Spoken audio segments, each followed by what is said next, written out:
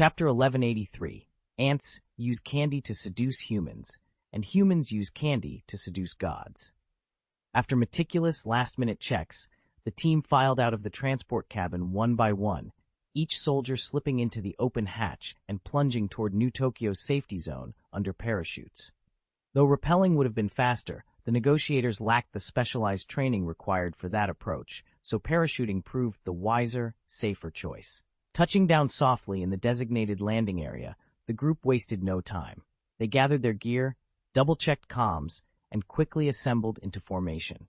Their destination, the estate of the Busujima family, a household crucial to both pre- and post-monster diplomacy. From prior intelligence gathering, they knew Shinichiro Busujima, the current family head, had spent years in America running a dojo and teaching martial arts before the monster's appearance. That chapter of his life had forged strong ties with the United States, ties that could prove invaluable. Even more significant, Shinichiro was the father of Seiko Busujima, one of the 3 devoted maids serving Ethan, the human deity to whom they'd been dispatched as liaisons. Establishing a rapport with the elder Busujima was their first and most important step in negotiating with Ethan himself. As they set out from the landing zone, the city's ruined skyline stretched before them, half-collapsed skyscrapers, smoldering streets, and barricades manned by anxious refugees. Yet even amid the wreckage, the team moved with purpose. Their mission was clear: reach the Busujima estate, win the family's trust, and open formal talks with Ethan. In a world where monsters and gods alike could be swayed with a little sweetness, this alliance might just tip the balance in humanity's favor. Because the so-called God on Earth permits no one to enter his heavenly palace temple directly, all communication must pass through his 3 attendant maids. With that in mind, Special Operations devised a plan. First, win the Busujima family's trust, then infiltrate the estate, and finally secure an audience with Ethan. When the team arrived at the Busujima residence, they passed through a silent, dignified courtyard. Beneath the blooming cherry trees, several maids in silk kimonos moved with quiet precision, tending each petal and branch. Agent Marcus Hale, the unit's seasoned leader, stepped forward with polite deference. He explained their mission and presented Lord Shinichiro Busujima with an exquisite gift, an art piece blending American modern technology and traditional Japanese craftsmanship. The offering symbolized both respect for Busujima's anti-narcotics crusade and America's earnest goodwill and strength. Lord Busujima listened without revealing his thoughts. At length, he inclined his head and invited them into the tea room. Inside, the rich aroma of freshly brewed tea lingered in the air. The chamber's subdued lighting and tatami mats created an atmosphere at once solemn and harmonious, setting the stage for the delicate negotiations to come. During the tea tasting, the Special Operations team's negotiators deftly shifted the conversation from the existential crises threatening humanity to Ethan's remarkable accomplishments. Gradually, they steered the topic toward America's commitment and its bargaining advantages. The United States is prepared not only to provide cutting-edge technology and unlimited material support, one of the negotiators announced, but, more importantly, to establish a long-term, strategic partnership with Lord Ethan, one that transcends national borders. In these turbulent times, only by joining every capable force can we genuinely safeguard global peace and stability. Busujima Shinichiro said nothing. He lacked the authority to make decisions on Ethan's behalf, so he summoned his daughter instead. Busujima Saiko, the eldest of the Busujima children and one of Ethan's most trusted ladies-in-waiting, was renowned not only for her striking beauty, but also for her keen intellect and insight. When she eyed her father's summons, Saiko was momentarily taken aback. She had never imagined that even a superpower like America would seek an alliance with Ethan. Yet, as she reflected on his extraordinary achievements, the proposal began to make perfect sense. The threat posed by that gargantuan sea monster far exceeded what any single country could handle. Everyone knew the creature by the name Ethan had given it, Gadangir. America is asking for our help. Why should we care? Kasumigaoka Shiyu's brow furrowed. Considering how the United States had treated their island nation in the past, she felt we ought to refuse outright. Busujima Seiko inhaled softly. She understood Shiyu's resentment, but as maids their highest duty was to carry out their master's will and protect his interests above all else. She spoke with quiet firmness. We can't let our personal feelings dictate such an important decision.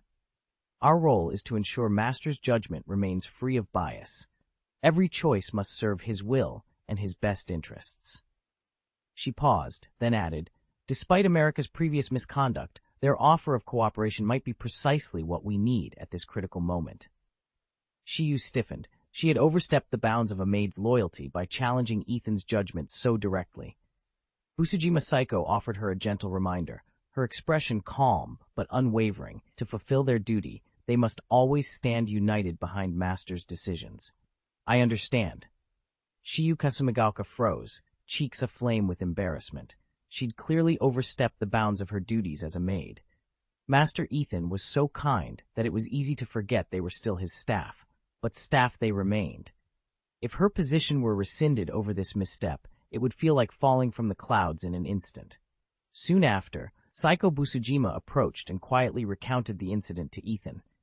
He listened, a gentle, almost playful smile curving his lips. His fingertips tapped lightly on the desk, producing crisp, rhythmic notes that felt like the most exquisite music. Ants tempt humans with the sweets they offer, he said softly, his tone devoid of scorn or mockery, imbued instead with a calm, otherworldly detachment. In that moment, Saiko's confusion dissolved, her mind clearing like polished glass. She grasped his unspoken command. Please, gather 6 books. Her heart leapt with understanding. Master Ethan's presence had long since transcended ordinary human comprehension. Ethan sat in the center of the vaulted council chamber, his gaze calm and unhurried as it swept over the assembled delegates. To him, the fortunes of nations, the riches of empires, even the destiny of millions, all were nothing more than toys in a child's sandbox. The conflict raging between rival powers outside these walls was, in his eyes, a fleeting sideshow. America's grand proposal, presented with all the pomp of a global superpower, felt to Ethan like children quarreling over a single piece of candy, petty, tedious, and utterly beneath his notice. At his side, Busujima Saiko maintained perfect composure. She had served Ethan faithfully for years, and she knew better than anyone how one word from him could shift the balance of world affairs. Leaning forward, she spoke in a low, respectful tone. My lord, how shall we respond? Ethan allowed himself a faint, almost amused smile. Let them have their little game, he replied softly. Allow their diplomats to go back and forth as they please. A tense silence fell over the American delegation. They had braced themselves for a formal audience, perhaps a measured refusal, but not for a dismissal so casual, so utterly aloof. Worse still was Ethan's parting image, that they were no more than ants being taunted with candy.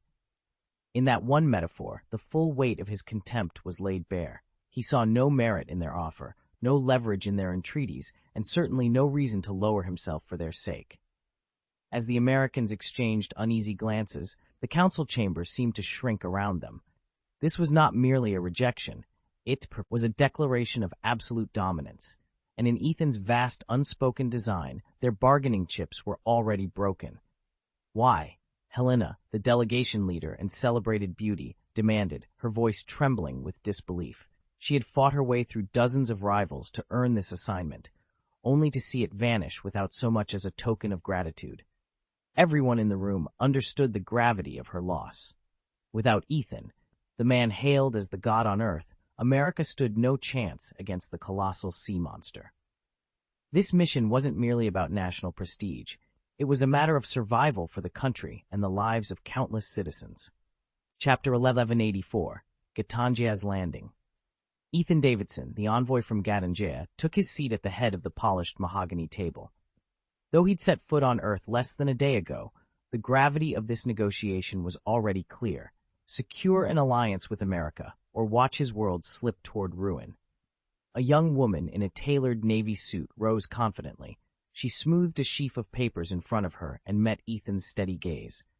As a beacon to the world, the United States wields unmatched technological power, she began.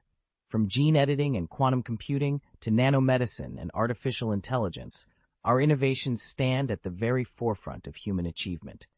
Whatever scientific or technical challenge you present, rest assured we have the expertise and infrastructure to solve it. She paused, letting her words sink in before continuing with a hint of urgency. But our strengths extend far beyond lab benches and data centers. We control vast natural resources, rare minerals harvested from the deep sea, immense expanses of fertile farmland, abundant oil reserves, and practically limitless solar energy potential. If companionship is among your needs, we host the world's largest and most diverse immigrant population. No matter the race, age, or temperament you prefer, we can introduce you to the perfect individuals. And should you seek gold, gems, or other precious treasures, our prospecting teams have already uncovered countless riches across the globe. At her side, a broad-shouldered man with a quiet air of authority rose to add the final and perhaps most persuasive point. "Let us not overlook our military capabilities," he said. "Our carrier strike groups patrol every ocean, our stealth fighters patrol every sky, and our intercontinental ballistic missiles reach every corner of the planet. Each element of our arsenal is engineered to project power instantly, wherever and whenever it's needed." He allowed a moment's silence before taking his seat, confident that America's combined wealth of technology, natural resources, and military strength had made its case. Ethan leaned back, already weighing his response, and the fate of Gaetanji, against this formidable showcase of power. "Our operatives have endured the most rigorous training and possess unparalleled execution capabilities," the American negotiator proclaimed, voice ringing through the chamber.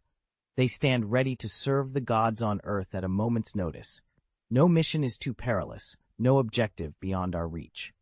His colleagues, each a polished professional, echoed his words in unison, brimming with confidence. They believed that, with a single nod from this human god, they could deliver the world itself on a silver platter. But the god only shook his head. A heavy silence descended. The delegates' expressions shifted from eager anticipation to stunned disbelief. How could a nation as formidable as America, boasting such elite operatives, still fall short of his favor? One of them, his face pale, let out a trembling whisper, "It's over." Though barely audible, the words struck the room like a thunderclap. The American team slumped in their seats, the realization of their failure washing over them in a cold wave. They knew exactly what this meant. An unprecedented crisis loomed back home. Moments later, as the news reached the Pentagon's senior leadership, Washington erupted into chaos. They once believed that with America's might behind them, nothing was impossible. But reality hit like a thunderbolt. Ordinary citizens found themselves trapped in a city teetering on the edge of catastrophe, with no way out but to wait helplessly for whatever fate awaited them. Even the well-connected tried to flee, only to learn it was too late. Their private jets had already been requisitioned to evacuate the nation's real power brokers. The senior officials who saw America not as a country, but as a corporation, and themselves as its shareholders. If this company collapsed, they reasoned, they could simply set up shop elsewhere and resume their games of and effluence. As these elites scrambled for the skies, a far more unsettling announcement crackled across every command center speaker. "Alert! The Oceanic Bureau's alarm is now active." Ethan was at his console when an operator's urgent shout cut through the room. Suddenly, several nearby terminals erupted in insistent beeps. Technicians sprang to their feet, faces pale with dread, as they raced to determine exactly what the oceanic sensors had detected and what it meant for a nation already on the brink. The alarm's shrill tone echoed through the command center, an unmistakable warning that something extraordinary was unfolding in the ocean's depths. "Sir, we've registered a colossal energy surge in the North Atlantic," an operator shouted. "Streaming satellite imagery now." The admiral straightened in his chair, instantly slipping into command mode. He cast a steadying glance around the room, his calm presence countering the rising tension. Fingers flew across keyboards as data scrolled relentlessly across the monitors. Moments later, 3 sharp chimes sounded. Far overhead, the orbiting satellite adjusted its focus. On the giant display screen, the feed snapped into clarity, revealing a sight that stole everyone's breath. A gargantuan creature breaching the surface like a living mountain. Towering at 200 meters, its immense form blotted out the sun and reduced even the tallest skyscrapers to mere specks. Dark, armored plates covered its body, each one gleaming with an ominous metallic luster. A stunned silence settled over the command center, as every eye fixed on the unstoppable behemoth rising from the deep blue. A distorted voice crackled over the bunker's comm system. "Please, you, collect 6 books." On the high-definition monitors, something far more terrifying took shape. Hundreds of inky black tentacles writhed beneath the surface, like demonic limbs stirring in the deep, poised to strike the shore at any moment. Towering above them were 2 colossal pincers, each the size of a small hill, its serrated jaws glinting with a cold, lethal light. Every time they opened or snapped shut, the air itself seemed to tear, emitting a bone-chilling roar. Deep underground, in a command shelter engineered to withstand a nuclear strike, the president sat frozen before the screens. Despite every assurance that this bunker was impregnable, dread and uncertainty warped his expression. He knew it could shrug off any conventional threat, but this abyssal behemoth was nothing they'd ever faced. This is a moving fortress," he whispered. Standing beside him, Chief of Staff Ethan clenched his fists until his knuckles whitened. His voice trembled as he strove to find a flaw in the creature's impenetrable form. Yet on the screens before him, there was nothing but overwhelming power and the promise of devastation to come. "Sir," the staff officer reported, voice tight with disbelief, "its carapace is as hard as iron. Its tentacles are a blend of octopus and giant squid, and those twin pincers, they belong in myth." Another officer leaned forward, eyes wide. Could it be the legendary Leviathan, or the Kraken from Norwegian lore? Murmurs of agreement rippled around the Situation Room. Scholars have long theorized that sightings of this creature centuries ago inspired different myths. Leviathan to some, Kraken to others. The president sat motionless, absorbing the devastating pattern emerging on the screen before him. 3 of these sea monsters have already materialized across the globe, each one a cataclysm in its wake. The first appeared off Tokyo, annihilating the U.S. Naval Task Force stationed there, before being felled by an enigmatic alliance known only as the World's Guardians. The second surfaced in Kyoto, laying waste to the city and nearly plunging the region into irreversible crisis. And now the third, codenamed Gatan Jaya, has obliterated the Pacific Fleet off our own coast and is advancing relentlessly toward the American mainland. The gravity of the threat was unmistakable. Humanity has faced disasters before, but never on this scale. The president straightened, determination hardening his features. The real battle was only just beginning. Chapter 1185, The Terror from the Sea. "We can't let it make landfall." The president's warning cut through the command center like a razor. If that colossal creature ever set foot on shore, he knew the results would be catastrophic. "Fire!" At his order, tension snapped tight. The general relayed the command to every unit, engage the target immediately. Along the coastline, rocket launchers flared to life as hundreds of missiles tore into the night, each one a testament to human anger and determination. Their destination, Gatenju, the gargantuan sea terror looming offshore. The first volley struck like a hurricane. Explosions boomed in rapid succession, shaking the air and illuminating the darkness with jagged tongues of flame. Night became day for an instant, as fire and smoke billowed toward the sky. But Gatenju's armor proved impervious, a steel barrier as unyielding as a fortress wall. Rockets detonated on its hide with muted thuds, sending only a handful of sparks and wisps of smoke skittering harmlessly away on the ocean breeze. The American task force, stationed in the surrounding waters, sprang into action without hesitation. Keeping well beyond the creature's reach, the warships launched a coordinated over-the-horizon missile strike on Gatenji. At the signal, vertical launch silos opened along each vessel's deck, and dozens of missiles streaked skyward like fleeting meteors. Their shrill whistles cut through the night as they hurtled toward the giant beast, trailing plumes of smoke and the acrid scent of gunpowder. In the darkness, the missiles wove together into a deadly web, each warhead converging on the target from a different angle. Yet, even under this relentless barrage, Gatenji stood unscathed. Its armored shell glowed faintly as if enveloped in an unseen shield, repelling every incoming strike. The creature's many tentacles, sinister, prehensile limbs, shivered and writhed almost sentiently, detecting each missile's flight path and whipping aside at the last instant to avoid impact.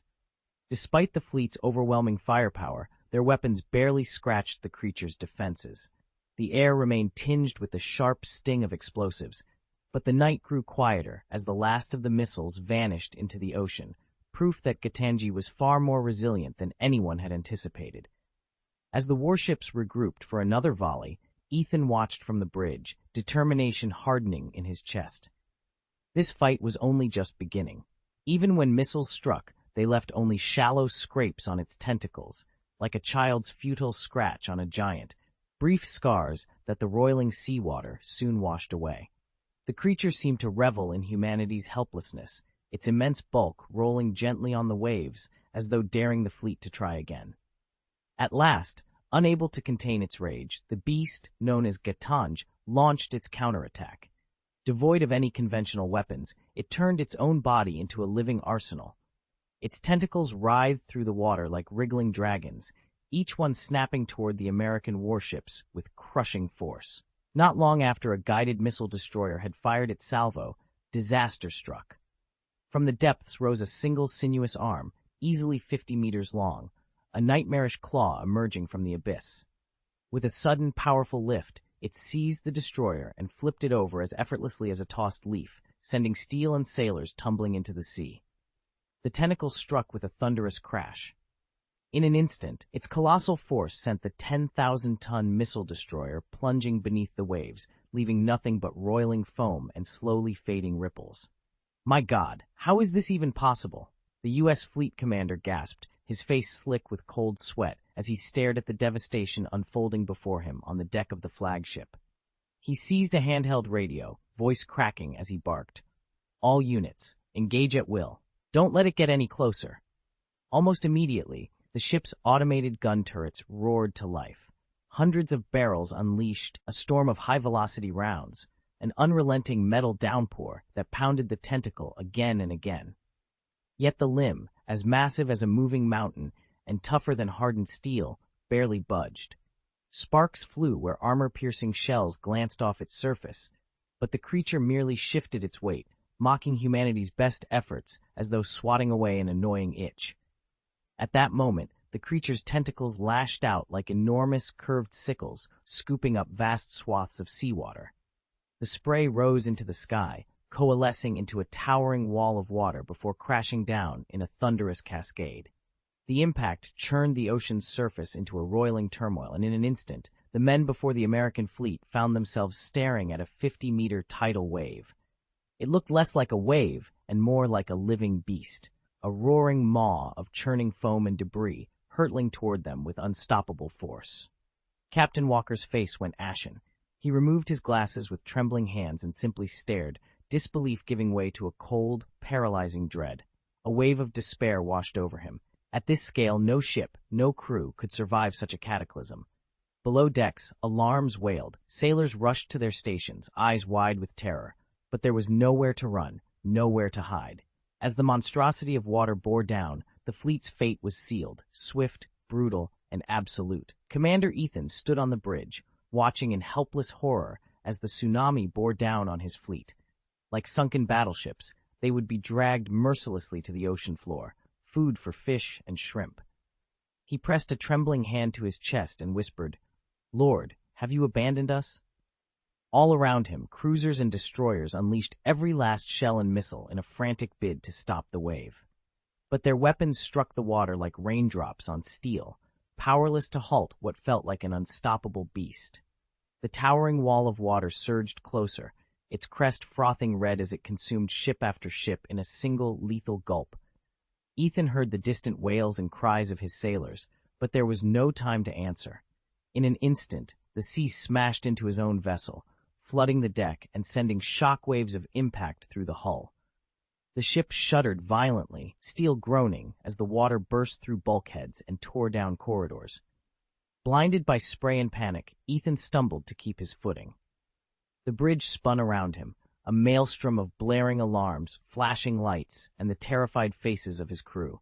One by one, his comrades were swallowed by the churning waves, their desperate shouts cut short as the water surged on. He felt himself caught in an endless vortex, everything around him dissolving into chaos. Darkness closed in as the ship keeled over, and Ethan braced for the moment when the ocean would claim them all. Ethan lunged for anything he could grab to steady himself, but exhaustion robbed him of the strength to hold on, and his hands slipped away. In the last instant before darkness closed in, he caught sight of the colossal tentacle rising again from the turbulent sea. Then there was nothing. Against nature's overwhelming power, mankind's ironclad creations shattered like brittle biscuits. Nearby, the president pressed his trembling hands over his eyes, his face contorted in pain. Chapter 1186, Helpless. Since World War II, America has taken enormous pride in its Navy. With unrivaled maritime power, it has not only maintained its position as the world's preeminent sea force, but has also served as a beacon of human progress, driving breakthroughs in science, technology, and military innovation. Its massive carrier strike groups, like floating fortresses, patrol every ocean corridor, broadcasting American strength and resolve to every corner of the globe. But in the face of the gargantuan sea monster known as Gatangia, all that pride feels dangerously hollow. Inside the White House Situation Room, the tension was palpable. A uniformed staff officer cleared his throat, voice low and urgent. "Mr. President, shall we order another airstrike?" The president's jaw tightened. He knew that if Gatangia was not neutralized swiftly, the United States, and perhaps humanity as a whole, could suffer an unfathomable catastrophe. The country's honor and the safety of millions now hinged on a single decision. "Authorize the strike," he said. Moments later, two state-of-the-art bombers roared down the runway, their bays loaded with the latest thermobaric weapons, the pinnacle of modern military engineering. As their engines thundered into the sky, America's final hope rode on their wings. Ethan watched the targeting display as his bomber closed in on Gatangia's massive head. The thermobaric bomb they carried was unlike any conventional ordnance. In an instant, it could generate extreme heat and pressure, stripping oxygen from its blast radius and leaving behind a lethal vacuum. Even a 3-defense battle tank stood little chance against such force. The pilots, sweat beading on their brows, released the weapon at Ethan's command. Outside visual range, the bomb detonated. In the blink of an eye, a second sun ignited on the ocean's surface. A blinding flash and a furnace-like blast engulfed everything nearby. Seawater evaporated almost instantly, rising in a towering mushroom cloud of steam that swallowed the horizon and even eclipsed the real sun, as though nature itself had answered mankind's challenge.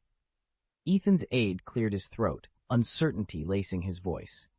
That device came straight from the Research Institute. Its instant high temperature and overpressure can liquefy the armor of a 3-defense tank in seconds.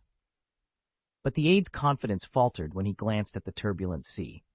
Their target wasn't a mere machine of war, but an ancient sea beast, Gatangia, a creature of myth and untold power. And no matter how advanced their weapons, they might not be enough. On the conference room monitor, a dense veil of steam obscured everyone's view, hiding Gatangia's response. A tense hush fell over the officials as they leaned forward, unwilling to blink and risk missing a single detail. Before the vapor could lift, the lead analyst's report was already in the president's hands. He flipped through it in silence, his jaw tightening, sweat beading on his brow. According to the high-resolution outline scans and satellite imagery, Gatangia's colossal form had shrugged off the blast. Its structure was completely intact, with no visible damage anywhere. The weight of that realization pressed down on the room. The thermobaric bomb, touted as capable of delivering a crippling blow to even the largest targets, had failed utterly against this deep-sea leviathan. Then, on the screen, the creature emerged.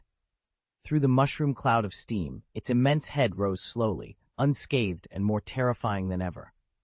The creature's enormous form still dominated the shoreline, its armored shell glowing with an uncanny sheen in the dying light of dusk. The earth-shattering explosion from moments ago had barely left a mark on it, no cracks, no scorch marks, nothing to suggest the beast had felt a thing.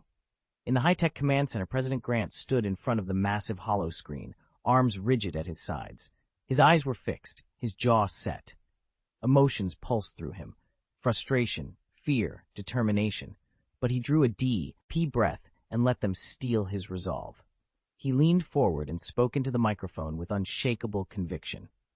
"As the guardians of this land," he said, voice echoing through the room. "We cannot and will not stand by while this monster ravages our coasts. Our citizens depend on us. We must hold the line, no matter the cost."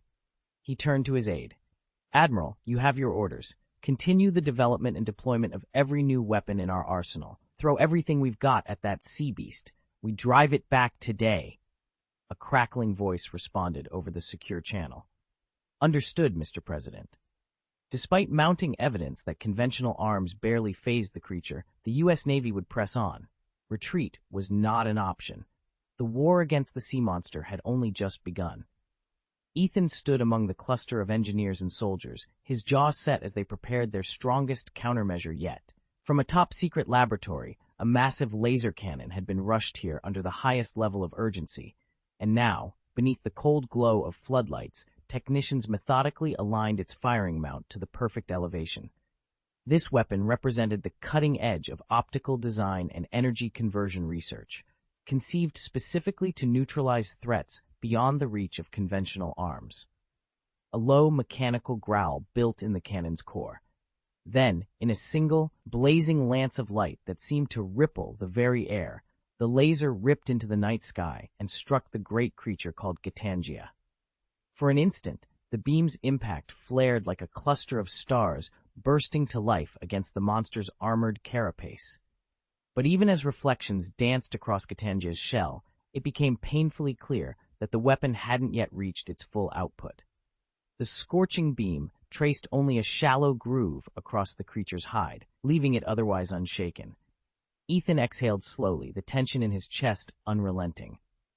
This first volley had proved the system viable, but not decisive. If they were to drive Gitangia back, they would need every ounce of power this laser could muster, and they would need it soon. Although the strike was brief and caused minimal visible damage, it struck a raw nerve in Gitangia. The colossal creature trembled for a moment before unleashing a blast of purple energy beams from its mandibles. In seconds, the beams found their mark, the new heavy laser platform, the culmination of years of research. With a shrill screech of twisting metal, the system's armored shell split open like tissue paper. Inside, the intricate optics and power conduits melted almost instantly under the brutal heat and pressure, collapsing into a mangled heap of molten scrap, a tragic debut for humanity's most ambitious laser weapon. "Laser arms, they really fear that monster," murmured the general in camouflage to his nearby officers, his voice laced with both hope and trepidation. He had pinned high expectations on this first combat test, but understood all too well the risks. A gray-haired weapons expert, his gaze sharp as a hawk's, studied the wreckage and shook his head. "These laser systems are still in their infancy," he said quietly. "Our current technology simply can't deliver the theoretical power we envisioned." Ethan studied the schematics on the holoscreen, frowning. "Even this heavy laser system we rushed in can only nick thinner armor plating. Against something like Gitangia, it hardly makes a dent." He tapped a datapad to bring up power readouts and beam profiles. "On paper, our lasers should deliver incredible energy density and pinpoint focus. In reality, though, we're hamstrung by our power supply, beam stability, and atmospheric interference. Until we secure a major technological breakthrough, we just don't have the firepower to seriously threaten a behemoth like Gitangia." Chapter 1187. The Fall of Manhattan Island. Ethan stood at the head of the conference table, his eyes fixed on the holographic projection of Manhattan Island hovering above the polished surface. Around him, a cadre of young researchers exchanged hushed, urgent glances. The fate of the city, and perhaps the world, rested on their next move. Professor Lang broke the silence. "We all know laser weapons pack tremendous precision," he began, tapping a fingertip against the blue-green glow of the hologram.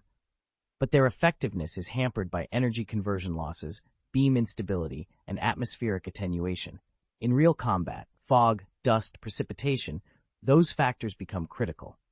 Dr. Chen nodded in agreement. "That's why I'm advocating for an electromagnetic railgun.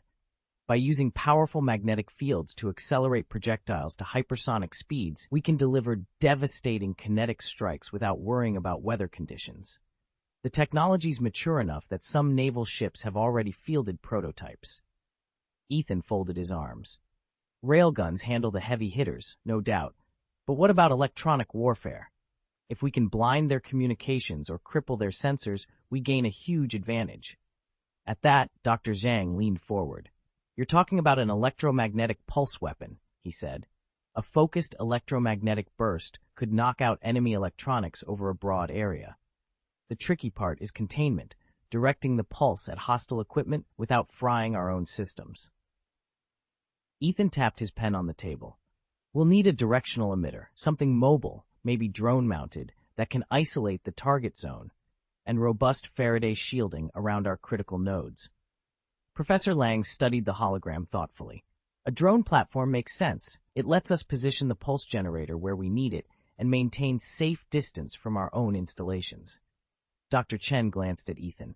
We should adopt a layered defense, railguns for marine armor and troop transports, lasers for point defense against fast attack craft or drones, and EM pulse devices as a tertiary strike against hardened command nodes. Ethan nodded. Agreed. Parallel development. Finalize the railgun prototypes first, get the laser arrays operational for anti-aircraft tasks, and initiate EM pulse field tests. Design everything with modular mounts so we can deploy whichever system achieves combat readiness first. A tense quiet settled over the room as everyone absorbed the plan.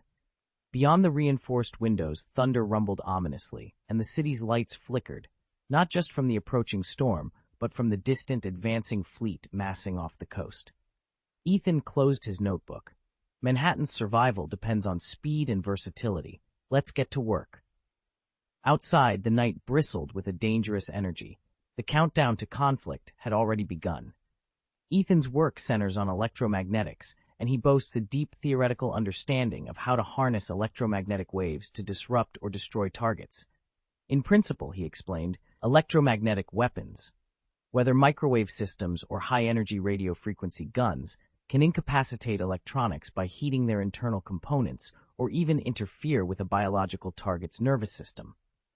But we face serious challenges, ensuring precise beam directionality, penetrating a target's protective layers, and delivering an effective strike without endangering friendly forces or the surrounding environment. Exactly, the doctor agreed. Research into electromagnetic weapons is still in its infancy. He paused, then added, it's much like the tokamak in nuclear fusion research. On paper, it offers nearly limitless, clean energy. In practice, though, you're constantly wrestling with plasma confinement, energy conversion efficiency, material durability, one problem after another. Ethan leaned forward, absorbing every word from the senior researcher. On paper, these technologies look deceptively simple, straightforward and exciting. Our feasibility studies often paint an encouraging picture. But as soon as you move into real-world development, every step is riddled with unknowns and obstacles. The deeper we dive into these cutting-edge fields, the researcher continued, the more we feel the laws of nature pushing back against us. He paused, letting a note of resignation slip into his voice. Lasers, electromagnetic weapons, even nuclear fusion, all of them outpace our current capabilities. We haven't yet mastered the processes or materials needed to wield these powers reliably. Every experiment feels like a silent duel with nature, and more often than not, nature wins. A colleague, the project's lead engineer, stepped in with a concrete example. Take laser weapons, she said. If we want higher output and rock-solid stability, we must develop vastly more efficient energy converters, precision optical components, and advanced cooling systems. Each of those requirements pushes our materials science and manufacturing techniques to their breaking point. It really is the ultimate test of our technological limits. They sat around the conference table, the room humming with low conversation. A holographic display hovered at the center, cycling through schematics of new weapon systems. Not to mention the difficulty of locking onto targets quickly and accurately, adjusting parameters on the fly, and compensating for complex, ever-changing environmental factors in real combat, one researcher warned. Electromagnetic wave weapons face those same challenges, another chimed in, tapping the display. We still don't have a reliable way to control the pulses without risking collateral damage. We have to find a solution to atmospheric attenuation and terrain interference if we want effective long-range strikes. And on top of that, we need waveforms designed specifically for certain biological or electronic targets. All of those problems are urgent. An officer leaning forward asked, "So should we put all this advanced research on hold and focus on improving our existing arsenal instead?" "Absolutely not," Dr. Chen said firmly. "Yes, these technologies are fraught with technical hurdles, but they're the future of warfare. They represent mankind's drive to explore the unknown and push past our limits. We can't abandon them just because the road ahead is difficult. No, we need to increase our investment to overcome these technical hurdles," Dr. Chen insisted, her voice tight with urgency. By the time their debate reached its peak, the Gitanji vessel had already touched down, unleashing shockwaves of panic across the globe. Manhattan, the glittering jewel of human ingenuity, now faced a two-front crisis, an unprecedented natural disaster and an alien force no one fully understood. The ocean, once gently caressing the shoreline, had been roused by Gitanji's arrival into monstrous waves over 50 meters tall. These towering walls of water charged inland like prehistoric beasts, devouring beaches, bulldozing the massive container stacks at the port, and barreling straight into the island's steel and glass heart, Midtown's skyscrapers. Even the sturdiest concrete structures, humanity's symbols of permanence, seemed hopelessly fragile. Tons of seawater pounded against their facades with thunderous force, sending shards of glass and twisted rebar raining down into the streets below. Emergency sirens wailed in the distance, drowned out only by the relentless roar of the surging tide. As chaos unfurled, every New Yorker, soldier, scientist, and civilian alike, braced for the unknown that had just arrived on their doorstep. Ethan's pulse thundered in his ears the moment the first blast struck. Glass exploded from the windows like metallic rain, each jagged shard carving silver arcs through the air. Behind the glass walls, deep fissures raced across the concrete, and panels of siding peeled away entirely, laying bare the steel skeleton beneath, like a giant stripped of its armor and left defenseless. Below ground, places once considered refuge, basements, parking garages, subway tunnels, had turned into watery graves. Seawater poured in unrelenting torrents, filling those subterranean chambers until they were nothing more than murky swamps. People at street level scrambled for higher ground, while countless others were swept away by the tide, their fates unknown. Ethan pressed his back against a crumbling column, the roar of destruction all around him. He'd spent the past few hours coordinating emergency response teams, wrenching survivors from debris, but now, amid the rising water and falling concrete, he felt the full weight of helplessness. He fished his radio from his belt. "Command, I'm trapped on the 10th floor. We need air support, now." Across the city, experts and engineers watched these horrors unfold on live feeds, their faces pale with dread. What they were witnessing, buildings collapsing under massive, unheard-of force, streets vanishing beneath walls of seawater, was something out of a disaster film, not real life. In the White House Situation Room, the president stared at the monitors in grim disbelief. Conventional weapons, nuclear or otherwise, had no effect on this enemy, something neither human nor entirely natural. He realized, with a heavy certainty, that without decisive action, all of Manhattan and potentially the entire nation could be lost. He turned from the screens. "Assemble the National Security Council. It's time to make the call." In that moment, as floodwaters rose and steel groaned under pressure, Ethan knew they stood at the brink of a new kind of war, one they'd have to face together or perish alone. Ethan paused, weighing his next move. It might be time to unleash the ultimate weapon. Though his country no longer boasted a Big Ivan-scale arsenal like the old Soviet Union once did, it still maintained militia detachments and a handful of Topol intercontinental missiles. The hydrogen warheads atop those missiles packed devastating power, yet they generated far less radioactive fallout than traditional fission bombs, meaning, in theory, they could be deployed in combat.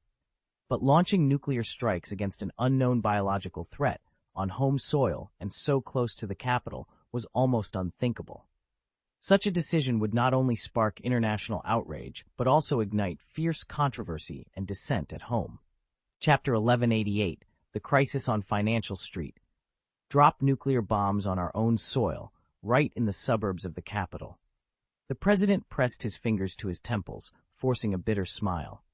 He understood the gravity of his choice. History would judge him a monster. Yet, with the enemy closing in and every conventional defense shattered, he saw no alternative. "I'll go down in the annals," he whispered, "but I pray it won't be a record of shame." He inhaled deeply, forcing calm, then spoke with unwavering resolve. "Bring in black briefcase number 1. Moments later, 2 heavily armed officers bore the sleek black case into the command center. It was more than a container. It was the nation's ultimate authority, the last line of defense. The president's hand trembled as he unclasped it. Inside lay a single, unadorned key, the ignition for the nuclear arsenal. Fear, patriotism, and longing for peace warred within him as he stared at the key. "God forgive us," he murmured, bowing his head in a silent plea. Then, with a steadying breath, he turned the key and pressed the launch button. All at once, the hum of the world went silent. Far below, in deep underground silos, rows of missiles stirred from their slumber like enraged beasts awakened at last. A single moment now stood between a grievous decision and its irreversible consequences. Missiles screamed through the sky, heading straight for Manhattan Island with a thunderous roar. These were no ordinary weapons. They carried hydrogen warheads, the pinnacle of human ingenuity. Unlike conventional atomic bombs that rely on nuclear fission, hydrogen bombs unleash energy through fusion reactions, the same process that powers the sun. Their destructive force was enough to erase an entire city. As they plunged through the atmosphere, the missiles accelerated, and the friction with the air ignited brilliant trails of light and scorching heat waves. Satellite images showed blazing contrails streaking across the sky like fiery comets, a grim omen of the devastation to come. Around the globe, people seemed to hold their breath, waiting for the moment of no return. When the missiles neared Manhattan, automated systems made split-second adjustments to their trajectories, ensuring they hit at the optimal angle for maximum yield. Then, in an instant, deafening detonations shattered the air. A blinding flash lit up the heavens, and the skyline was consumed by a catastrophic fireball. The blast from the hydrogen bomb didn't just light up the sky, it tore at the very fabric of physics. At its core, a searing fireball ballooned outward in an instant. Temperatures and pressures so immense they would melt steel and fracture the chemical bonds of everything nearby. In its glare, a massive cloud of superheated gas surged out in all directions, the combined wrath of a sonic boom and furnace-like heat. Nothing stood a chance. Buildings, trees, even living creatures were obliterated in the sweep of its force, while the surrounding air compressed until it nearly turned solid. Just as the missile's shock front neared Getange's outer shell, a blinding white flare shot from the explosion's heart, blossoming across the heavens like a second sun rising over Manhattan. This wasn't a trick of light or some rare meteorological event. It was the bomb's fierce radiation and heat whipping atmospheric particles into a brief but spectacular artificial sun. Boom! In near-perfect synchronization, multiple missiles detonated their nuclear fusion warheads. Once their fuses ignited, the fusion cores went critical, unleashing a cataclysmic reaction. A blinding white flare erupted in the sky, its brilliance billions of times greater than the sun's, expanding outward at an almost inconceivable speed. The glare overwhelmed human vision, as if a second sun had descended above Manhattan, turning the island and the surrounding Atlantic into harsh midday light. The intensity was so great it ionized the atmosphere, slicing the air into multicolored beams worthy of a science fiction epic. The accompanying electromagnetic pulse fried every nearby electronic system, top-of-the-line observation instruments included, rendering them useless. And as the initial detonations roared, secondary blasts rippled outward in rapid succession, cascading like falling dominoes. Thermal radiation was the first and most lethal force unleashed by the blast. At the heart of the detonation, temperatures and pressures spiked to unimaginable extremes. Solid rock, churning seawater, everything in the immediate vicinity vaporized in an instant. Water molecules, subjected to such heat and pressure, ceased to behave like liquids, their hydrogen and oxygen atoms ripped apart at the atomic level, obliterated by physical forces far beyond any ordinary chemical reaction. Moments later, an overwhelming shockwave roared outward, racing across land and sea. Its power was so great that the ocean itself was driven back, forming a temporary wall of water. Human structures, houses, shops, warehouses, simply could not withstand such fury. Buildings along the shoreline collapsed in domino fashion. Glass shards, twisted steel, and splintered concrete flew through the air. The sky filled with acrid smoke and the stench of burning, leaving nothing in its wake but ruin. Ethan stood in the dim glow of the emergency command bunker, watching the city plunge into darkness. Moments ago, a series of hydrogen bombs had detonated beyond the urban skyline. Their combined electromagnetic pulse rippled outward, instantly knocking out every communication network, mobile phones, radio broadcasts, even satellite links. Power transformers exploded, the city's grid collapsed. Now nothing worked. Only the distant flash of those nukes offered any light, pale and flickering over the ruins. And yet, amid the devastation, one colossal figure remained unscathed. On the main screen, the creature known as Kryptonian stirred. Its massive carapace, singed jet black by the bomb's heat, bore no cracks or dents. As the metal cooled, the beast flexed heavy limbs and unleashed a thunderous roar that rattled the bunker's steel doors. "Our entire arsenal," muttered the president, voice tight with disbelief. "Countless warheads, strategic yields, none of it harmed that thing?" Ethan pressed a gloved hand against the console. Every analysis had predicted the nuclear strikes would stop Krypton for good. Now the data lay in ruins, and the creature was still alive, more powerful than ever. All around him, alarms began to blare. The fight for the city was far from over. The nest beast had withstood every nuclear, dirty, and hydrogen bomb we'd mustered, and now America's reserves were virtually spent. Our heaviest hydrogen bomb, the last trump card, was finally deployed. The hope was that, even if this strike didn't obliterate the creature, it would at least force it to retreat or cripple it sufficiently to buy time for our ground forces and special ops teams. Reality, however, proved far more merciless than any of our plans. Chapter 1189, Destroying America in a Single Blow. Krypton strode forward, utterly unfazed by the nuclear detonation behind him. With each step, the earth quaked as though announcing his arrival. "It's breached Manhattan's defenses and is heading straight for our capital district," the intelligence officer reported, voice taut with urgency as he traced the creature's path on the holographic map. A jagged red line cut across the screen, pointing directly at America's financial heart. Financial Street, the beating core of the global economy, where investment banks, stock exchanges, and top-tier financial institutions converge. Here, hundreds of millions of dollars shift hands every second, and a single decision can send shockwaves through world markets. Now, this gargantuan beast from the abyss was closing in on humanity's most fragile nerve center. A heavy silence fell over the war room until the defense minister spoke, his voice low and resolute. "Financial Street, that's where they control the world's lifeblood. If Krypton reaches it, everything we know will collapse." Ethan stared out at Financial Street's skyline through the floor-to-ceiling windows of the conference room. This district, where the world's capital converged, decisions were made, and information flowed, was the true beating heart of the global economy. Any disruption here, he knew, would inflict damage far greater than the severest natural disaster or the fiercest war. Gone were the days when gold underpinned every dollar. Today's monetary system had evolved into a vast network of credit. Gold itself had become more a symbol of heritage and wealth than a direct measure of value. Instead, a currency's worth now depended on government creditworthiness, the health of the broader economy, and the prevailing mood of investors. The loss of hundreds of tons of gold may trigger only a temporary tremor in the dollar's framework, said the economic advisor, his tone measured and calm. Yet behind his calm facade, Ethan saw lines of worry etched around his eyes. The advisor continued, "History shows us that nations' currencies can rise and fall with shifts in their bullion reserves. But the dollar's status as the world's reserve currency isn't built on gold alone.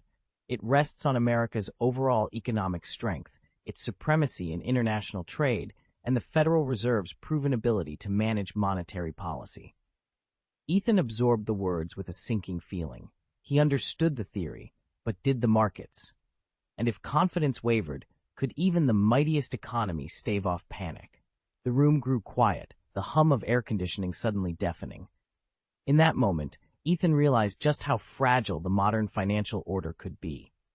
Ethan's economic advisor sighed heavily, his expression sorrowful. We can do a great deal to steady market expectations, adjust interest rates, conduct open market operations, even roll out quantitative easing. And by tightening oversight and cracking down on speculative trading, we can help curb panic. He paused, pinching the bridge of his nose. But if the information system on Financial Street is breached, Ethan nodded, sensing the weight of what was unsaid. That would cripple the entire financial network, the advisor went on. Financial Street is the beating heart of global finance. It houses hundreds of millions of transaction records, customer profiles, risk assessment models, and market forecast reports. All of that data underpins efficient markets, guides investors' decisions, and gives regulators the tools they need to spot emerging risks. He let the words hang in the air. If that critical information were deleted, corrupted, or leaked, the fallout would be catastrophic. Investor confidence would evaporate, and markets would spiral into chaos. Ethan sat at the polished conference table, eyes fixed on the animated data streaming across the monitor. The first consultant cleared his throat and began. If banks can't verify the authenticity of transactions, he said, they'll have no choice but to suspend service. Companies will suddenly find their lines of credit cut off, financing will vanish, and businesses will teeter on the brink. At the same time, individuals, watching their asset values shrink, will panic. That panic triggers a credit crunch, asset prices collapse, and before long, you're staring down the barrel of a systemic financial crisis. Ethan frowned, absorbing the weight of those words. The consultant tapped a finger on the table. In our modern economic system, transparency and reliable information are the bedrock of stability. Once that foundation is disturbed, capital flows spin into chaos and investor confidence evaporates. Even the healthiest institutions could face a run. And the capital credit system? Think of it as a vast clock made of countless interlocking gears. If any single link breaks, the entire mechanism stalls, and the fallout can be catastrophic. Before Ethan could respond, a second consultant leaned forward, voice low but urgent. And remember, it's not just about the dollars and cents. Financial Street is the very heart of global finance. Every beat sends ripples through the world economy. Investment banks, exchanges, multinational headquarters, they're all woven together into one massive economic network. If that network falters here, the shockwaves will be felt everywhere. If this sector takes a direct hit, the shockwaves will ripple through every corner of the globe like falling dominoes. He went on, picture what happens if Financial Street's entire credit system is compromised. Companies that depend on short-term loans would suddenly struggle to stay afloat, and the risk of a broken capital chain would skyrocket. The stock market, our economic barometer, would plummet, wiping out vast fortunes and shattering investor confidence. As a result, consumer spending and business investment would grind to a halt, dragging the real economy down with them. At the same time, international trade financing would freeze up, endangering global supply chains. Goods and services would move more slowly, price swings would grow more extreme, and before long we could be staring down a worldwide crisis of runaway inflation or crippling deflation. President Ethan closed his eyes, picturing the disaster. In the streets, people would panic over the grim outlook. Crowds wouldn't line up at banks to make routine deposits or withdrawals, but to seek counsel on how to shield their savings from total collapse. Your personal holdings may be sheltered from depreciation, but a stock market crash is far more than a string of falling numbers. Behind every point lost lies the vanishing market value of countless companies, the erosion of family fortunes, and a crippling blow to economic vitality. Businesses fold in waves, unemployment soars, social unrest surges, government coffers run dry, and the safety net that keeps society upright teeters on collapse. In this global economic tempest, capital, cold, ruthless, and ever watchful, reveals its true face. As Ethan, the financial consultant, warned, profit-hungry funds circle like sharks scenting blood, eager to buy low and sell high. No asset is off limits. A single share, a piece of digital content, a 6% note, a 9% bond, even a book or a bar of gold. If there's an opening, they pounce. These speculative maneuvers may yield quick gains for a few, but in the long run they only deepen the turmoil, prolong the recovery, and risk dragging the world into an even darker crisis. Meanwhile, in the heart of the financial district, the office lights stayed on well into the night, as IT teams at the city's major banks waged a silent war. Their mission wasn't merely to protect servers, it was to safeguard the backbone of the global economy and the livelihoods of millions. With a potentially catastrophic threat looming, they raced against the clock to transfer the most critical financial backups to a state-of-the-art data center located far from the city's core. Ethan, the lead engineer overseeing the operation, monitored the progress bars with steely focus. "We have to guarantee the integrity and security of every byte," he said, voice calm but urgent. "These files are the foundation of worldwide economic activity. If they're lost or tampered with, the fallout would be catastrophic." Chapter 1190, Gatanja's Black Mist.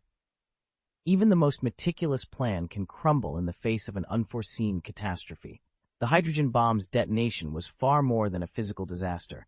It was the key that pried open Pandora's box, unleashing a cascade of destruction that dragged this once vibrant city to the brink of oblivion. An invisible tsunami of electromagnetic energy radiated from the blast's epicenter, ripping through every circuit and wire in its path. Its force exceeded the limits of any human technology. Neither the capital district nor the distant financial street would escape unscathed. In the capital's thoroughfares, traffic systems that had momentarily hesitated at the shockwave were now utterly crippled. Traffic lights died simultaneously, vehicles collided in chaotic pileups, and panicked pedestrians scattered in search of cover. Miles away, gleaming skyscrapers in the financial street fared no better.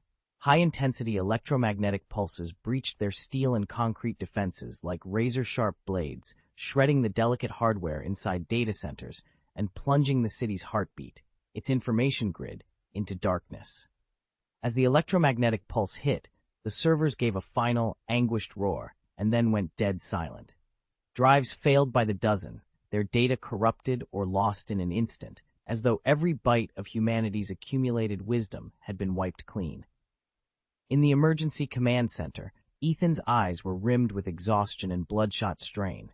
The deafening clang of alarms and the endless blink of error warnings on the monitors only underscored his helplessness. Where live data streams should have scrolled, only blank screens and flashing system error alerts remained. "We've done everything we could," he said, voice tight with frustration. "But the pulse was far stronger than our worst-case estimates. We believed our backup arrays could ride it out. Clearly, we were wrong.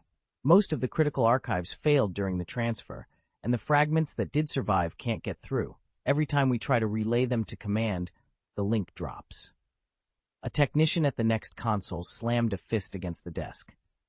"And if that weren't bad enough," he added, voice cracking, "our entire communications grid has been crippled.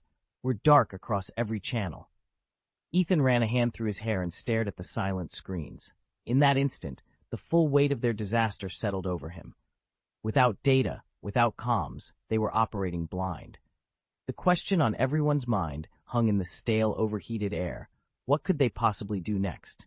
Telephone lines, radio signals, even satellite communications, all were dead, silenced by a crushing wave of electromagnetic interference.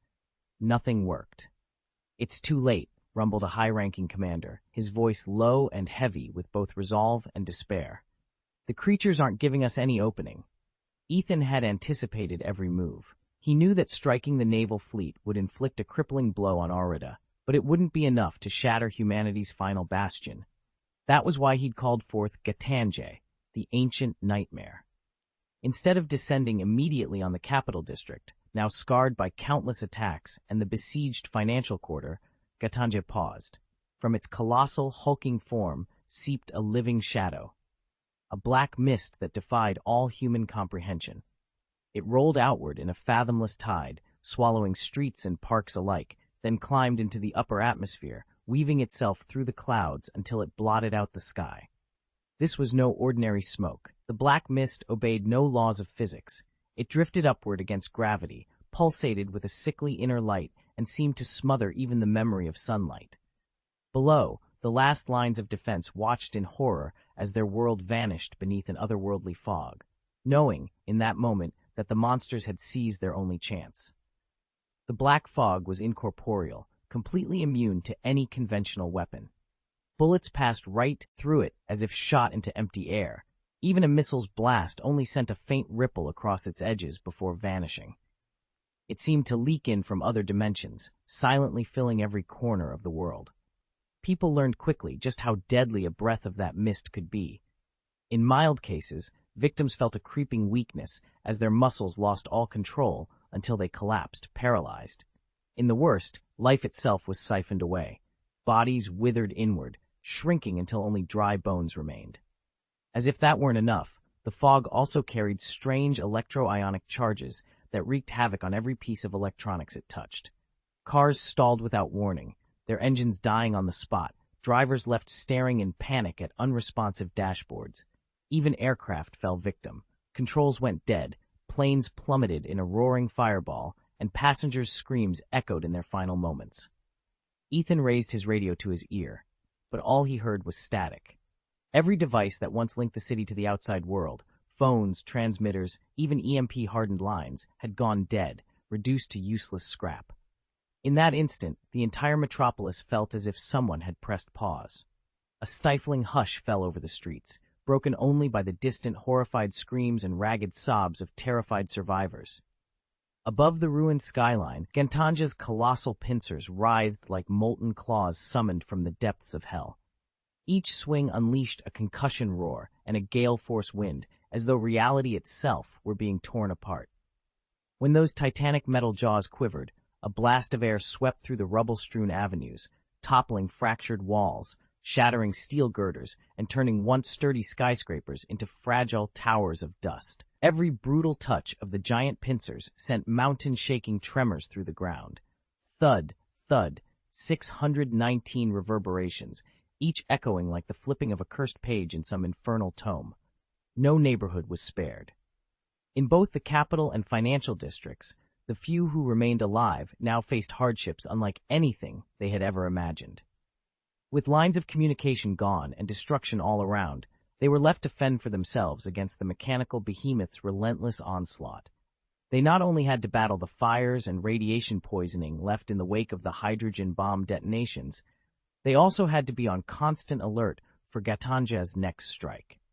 In practice, though, every effort felt hopeless. Under the suffocating blanket of inky mist and the relentless sweep of those enormous pincers, the ground troops' offensive was almost non-existent. Soldiers shouldered their weapons and charged, but one by one they were swallowed by the black fog, vanishing without a trace. The staccato of their gunfire sounded feeble and hollow, completely ineffective against Gatanja's hide. Those who managed to stay clear of the mist still faced the threat of those massive claws, each swipe accompanied by a deafening crack and a gale-force blast that sent men sprawling, terrified and disoriented. If that weren't enough, hundreds of sinuous tentacles writhed around Gatanja's bulk, each one more than capable of crushing an entire tank as easily as snapping a twig. In the face of such overwhelming power, hope itself began to feel like a distant, flickering memory. The tentacle tips gleamed like razor-sharp blades in the dim light. They writhed frantically, weaving a lethal net that ensnared every creature foolish enough to come close. Soldiers and civilians trapped in its grasp let out blood-curdling screams as the tentacles tightened around them. Then, just as abruptly, they were swallowed by the advancing black fog and vanished without a trace. Is America lost too? That question echoed through the minds of leaders around the globe. Through the only remaining satellite uplinks, they watched in horror as the nightmare unfolded on American soil, and with it came a paralyzing sense of fear and helplessness. Chapter 1191, I Will Take Action. Fear proved fleeting. The moment Gatanja's black fog spilled across the globe, it advanced like a merciless plague, sparing no corner of the earth. At first, experts scrambled to track its origin and trajectory with weather and reconnaissance satellites, but one by one, the world's eyes in orbit blinked out. Satellite feeds from every nation abruptly went dark, as if a heavy velvet curtain had been drawn over the cosmos' brightest lights. The sky itself ceased to be a familiar blue. It became a choking void, impenetrable even to the faintest star. In that instant, humanity, proud masters of this planet, felt utterly forsaken, stranded on a lonely, desperate world. "Commander," a technician's voice cut through the panic in the emergency operations room. "The black fog released by the creature has disrupted all electromagnetic signals across the United States. Worse, it's knocked out satellite communications worldwide." Silence fell. Around the long, steel meeting table, military officers and scientific advisors exchanged grim glances. Without satellites, their global surveillance, weather monitoring, and strategic communications lay in ruins. In the face of Gatanja's relentless assault, the planet's defenses were blind and helpless. Ethan stood at the head of the table, his dark eyes blazing with determination. Though the situation seemed hopeless, he refused to yield to despair. Clenching his jaw, he drew a steadying breath. "We can't rely on outer space for answers," he said, voice calm but steely. "We'll fall back on ground-based systems, and if that's not enough, we'll improvise. Gather every available research team, every field unit. I want mobile labs deployed within 12 hours and encrypted mesh networks up and running in every major city."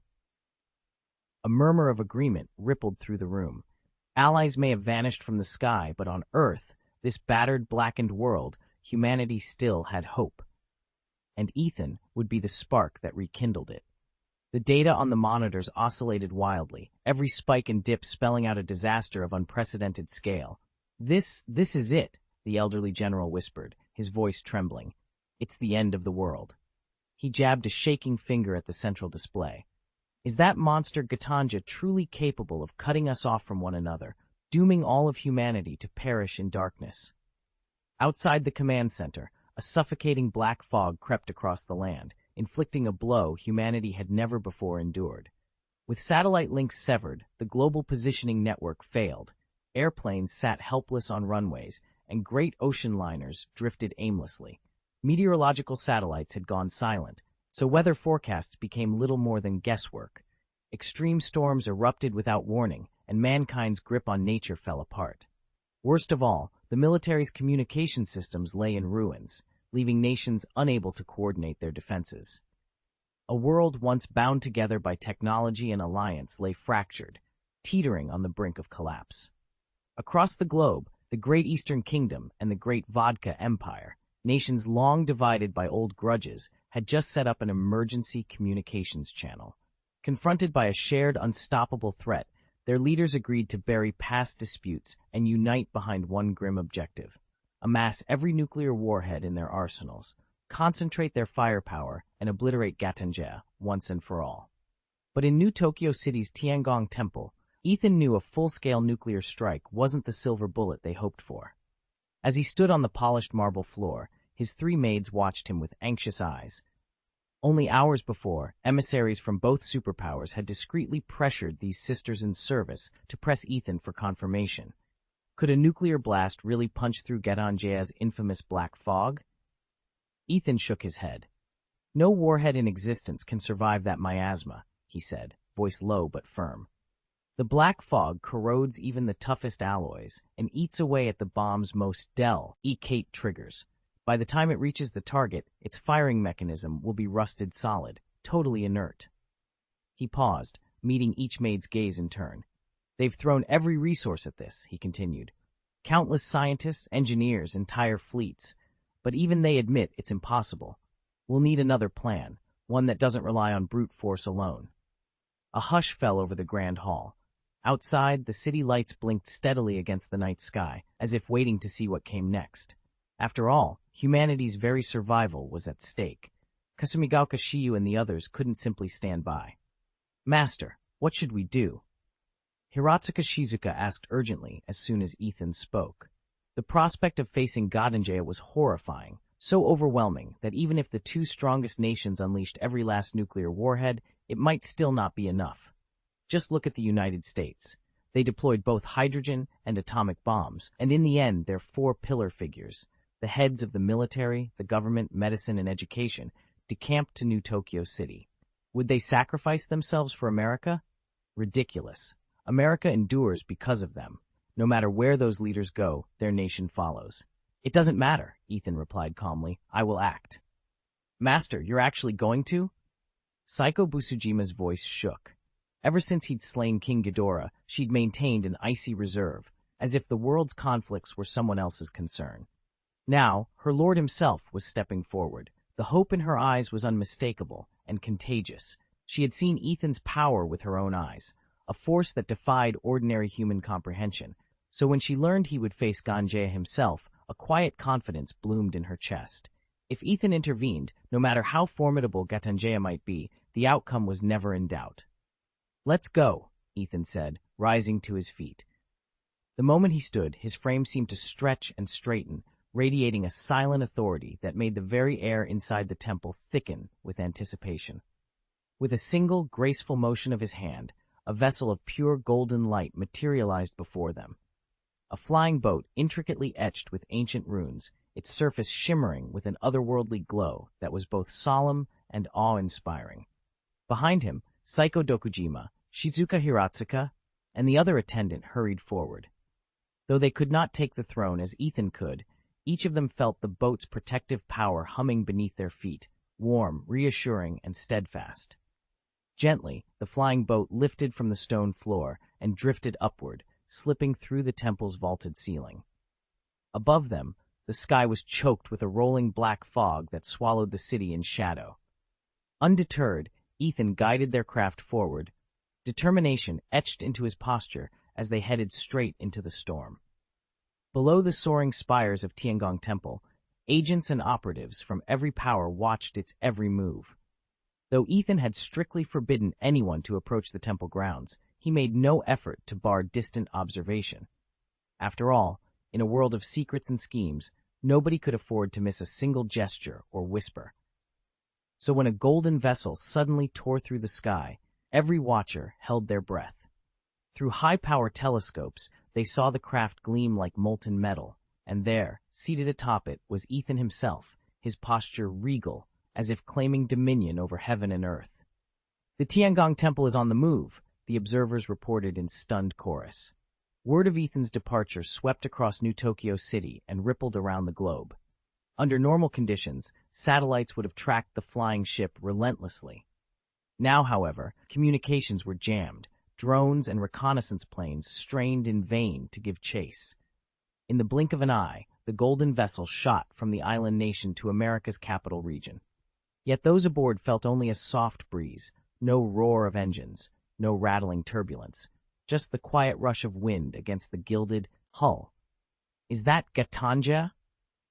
Kasumigaoka Shiyu and the others stared in awe as the colossal behemoth emerged from the haze, its height measured in hundreds of meters, dwarfing every remaining structure in the ruined city.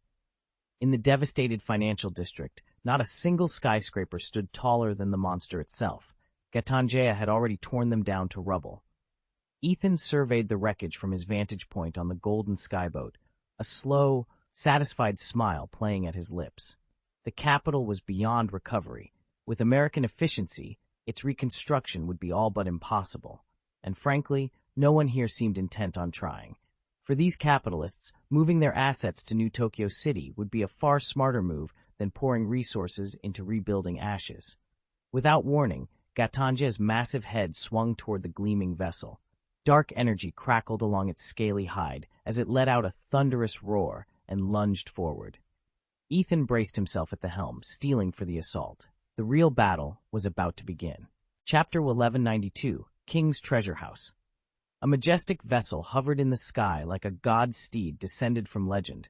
Gold filigree traced its sleek hull, and peacock sapphires, deep, shimmering blue, were set into every curve.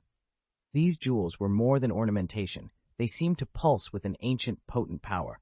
Whenever light danced across their facets, a warm, sacred aura radiated outward, filling all who beheld it with comfort and hope. That, though its design was simple and dignified, the ship's brilliance cast an otherworldly glow across the heavens. Yet far below, in a yawning underground abyss, the ruler of darkness, Gatanjaya, rose to challenge this display of light. His colossal form was like a mountain in motion, tendrils of ebony smoke writhing around him. Each wisp carried corrosive malice, coalescing into distorted, shadowy shapes that lunged upward, seeking to taint the radiant ship. But the radiant ship did not falter. Instead, its light burned brighter than ever, an unbreakable beacon against the encroaching gloom. The gemstones set into the hull flared to life, hundreds of pinpricks of light dancing in the air. They wove an invisible shield that snapped up the black fog inch by inch, purifying it, converting every wisp of corruption into pure energy and returning it to the world. With each cleansing came a soft, resonant hum, the harmonious clash of light and darkness, an immortal vow that justice will always triumph over evil. Gatanja's challenge thundered across the void, but Ethan merely lifted one corner of his mouth in a wry smile. Roar! The beast's response shook the heavens. Its roar rolled like thunder, ripping at the very fabric of the air. Gatanja reared its colossal pincers, each swing capable of shattering mountains and sundering rivers.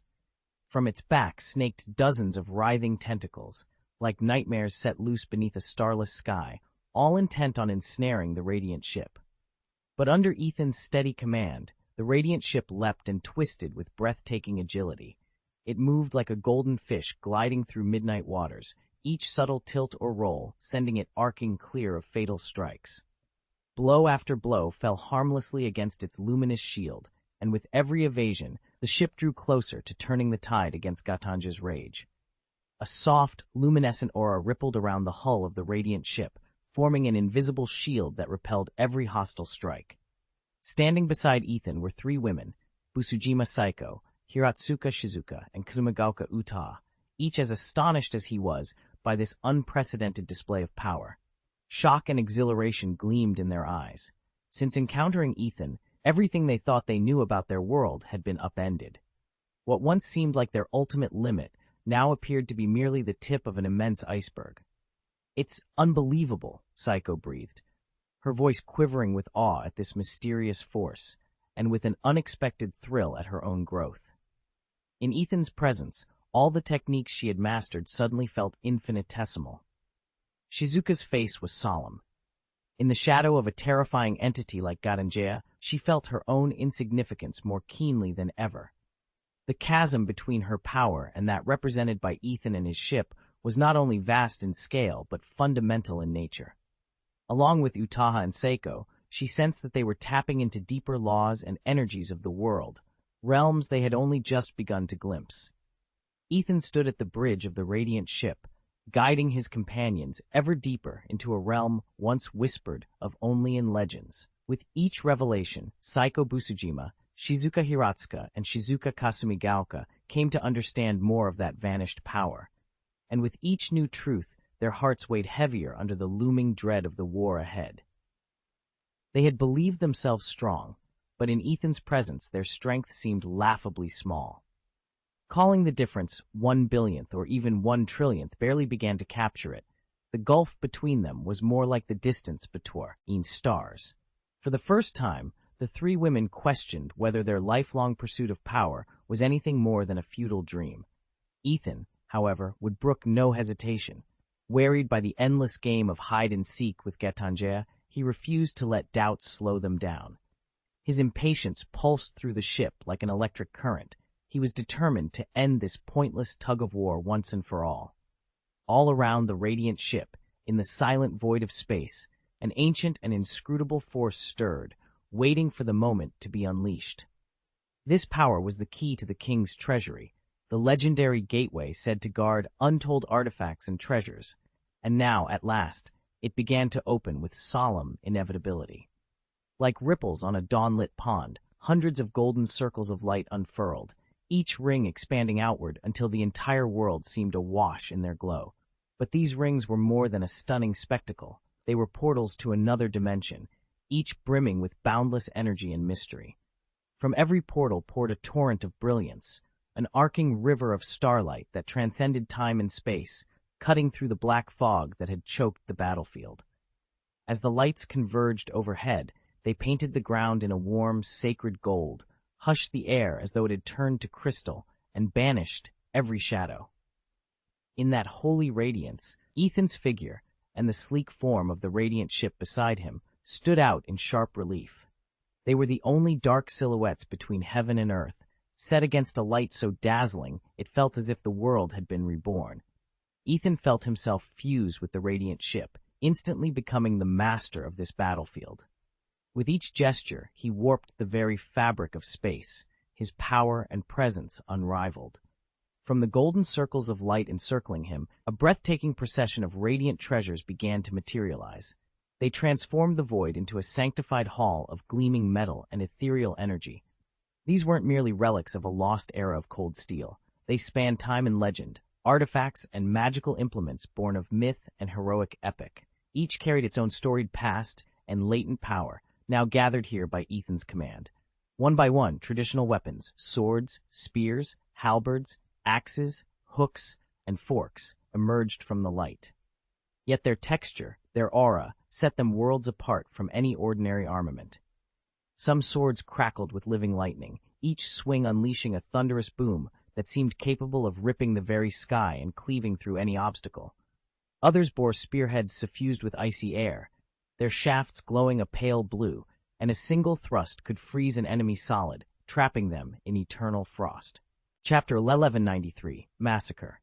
At Ethan's command, a circle of massive axes materialized around him, each blade etched with ancient runes that pulsed with hidden power. The carvings seemed to hold the very secrets of heaven and earth. With every swing, a shockwave of destructive energy tore through the air, ripping open the fabric of space itself and leaving jagged cracks in its wake. As one by one these legendary weapons took shape, the entire battlefield grew deathly still. The air thickened, and time itself appeared to slow. The axes vibrated with a living energy, weaving an invisible web of force that tightened around Gatanja like an unbreakable snare. For the first time, Gatanja felt a fear deeper than darkness. High above, the inky black fog that Ganja had summoned began to dissolve under Ethan's golden light. Even the pall of night could not withstand this sacred radiance. As the murk dissipated, the stars and the pale moon re-emerged, bathing the field in an eerie, solemn glow. With the sky cleared, Earth's satellites pierced the thinning clouds. From their vantage point, observers watched in stunned silence as this titanic struggle unfolded far below. Their faces mirrored both shock and awe, witnesses to a moment when light shattered the darkness and an ancient power was unleashed. They had all borne witness to Ethan's breathtaking duel with Ghidorah, how he had felled the sky serpent with nothing but his own raw strength. And now he was about to unleash that same awe-inspiring power on Gatanja. Perched upon the throne in the glory ship's grand chamber, Ethan's silhouette gleamed in the golden light, every inch the commanding figure. "Shoot him, treasury of the king," he ordered. At his command, the mighty vault of the ship hummed and vibrated as if awakened from slumber. Doors slid open, and one after another, hundreds of legendary artifacts launched into the air. They traced brilliant arcs across the sky like a shower of living meteors, each streak of color more dazzling than the last. Every trajectory carried enough force to cleave mountains apart and carve new rivers through the land. With a roar that shook the heavens, they hurtled straight at Gatanja.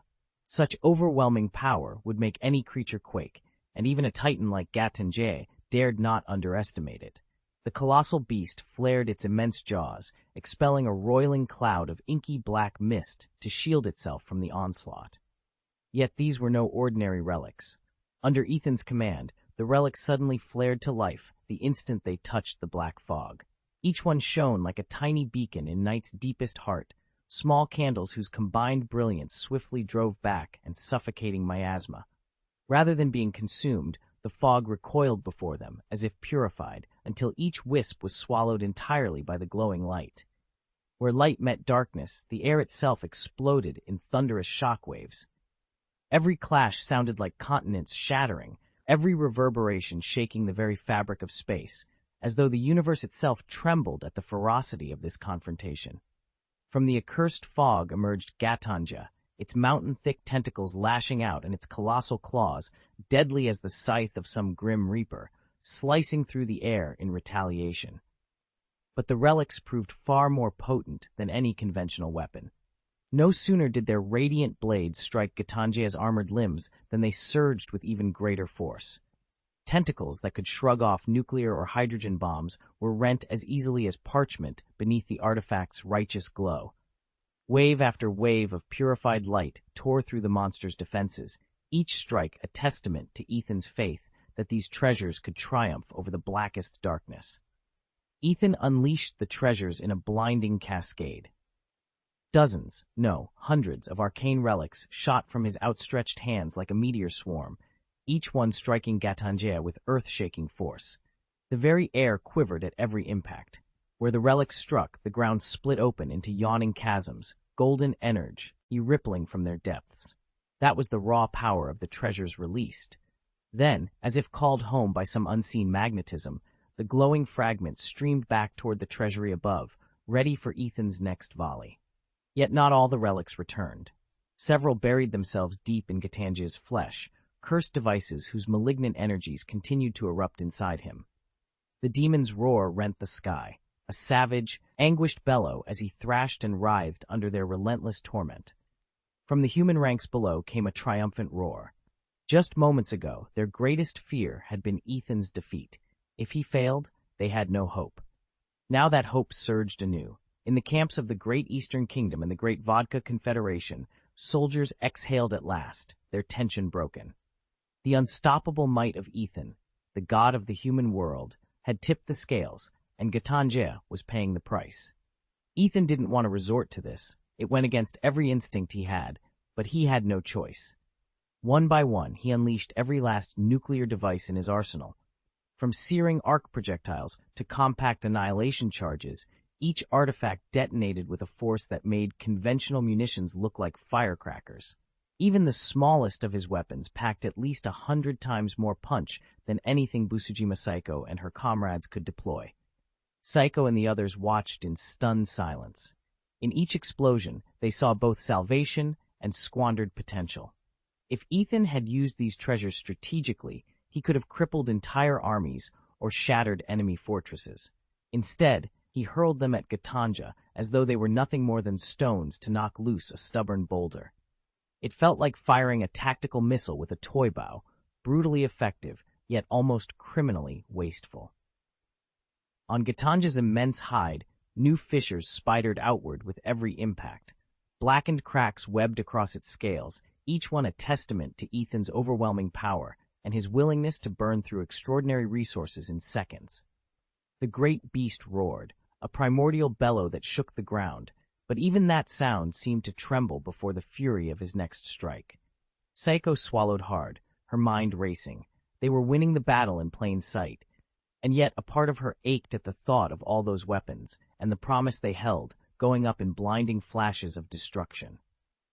Still, as Ethan readied his next salvo, she realized this was the price he was willing to pay to bring down a monster like Gatangea once and for all. Gatangea's great nautilus shell was riddled with holes. Under the relentless barrage of enchanted relics from the king's treasury, even its legendary armor began to give way. Each time the beast roared, the earth trembled beneath its fury, but the assault never paused.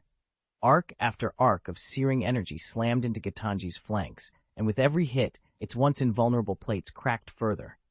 Inside the giant's craggy form, the embedded treasures glowed like ticking bombs, their destructive energies tearing at muscle and bone.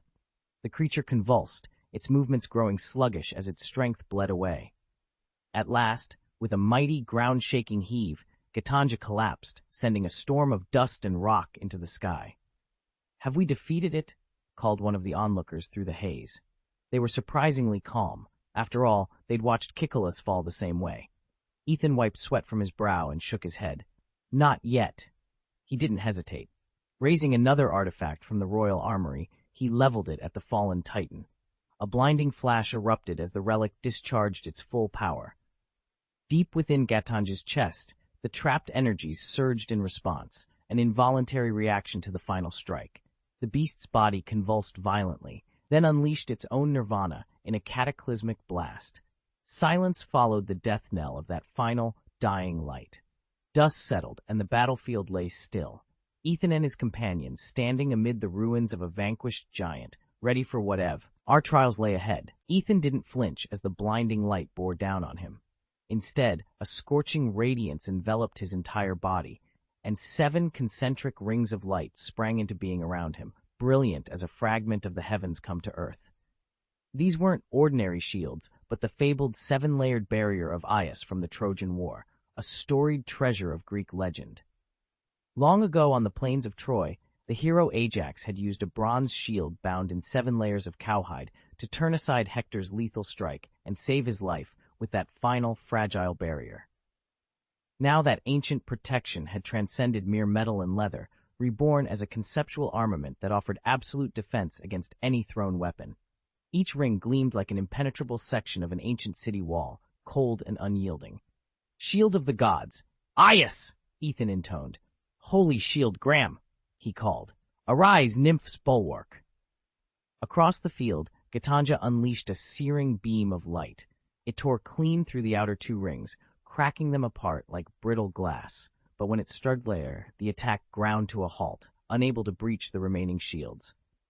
In that suspended moment, Ethan stood calm and unwavering amid the rings of light, an unbreakable wall against Gitanja's onslaught. Chapter Hex? A golden deluge. Satellites monitoring the battlefield relayed images so astounding that every analyst watching went silent in shock. Never before had they witnessed such formidable defenses, and certainly not from Ethan, a man many regarded as a living god. Yet here he was, unleashing priceless artifacts as casually as common ammunition against Gitanja. The spectacle rippled through command centers and private viewing galleries alike, leaving seasoned collectors and wealthy magnates, accustomed to coveting the rarest treasures, utterly speechless. Even they could not fathom the true value of Ethan's arsenal, materials of unparalleled rarity, energies so potent they defied explanation. In comparison, their own hoards and fortunes shrank to mere specks of dust. Then came the deluge. A torrential cascade of golden light flooded the sky, an unprecedented display of human ingenuity made manifest. Each shimmering fragment pulsed with the power to shatter mountains and rend the heavens. This was no simple force of nature, but the crystallized triumph of human wisdom and unwavering faith. In the tangled weave of despair and hope, a blinding light suddenly bloomed, and Gitanja, the dark god, could no longer endure the onslaught. First came Ethan's Fang Tian halberd, an ancestral weapon from the ancient Xia kingdom. Its shaft was sculpted like a 9-headed dragon ascending into stormy skies, the razor-cold blade flickering as if it could rend the very void.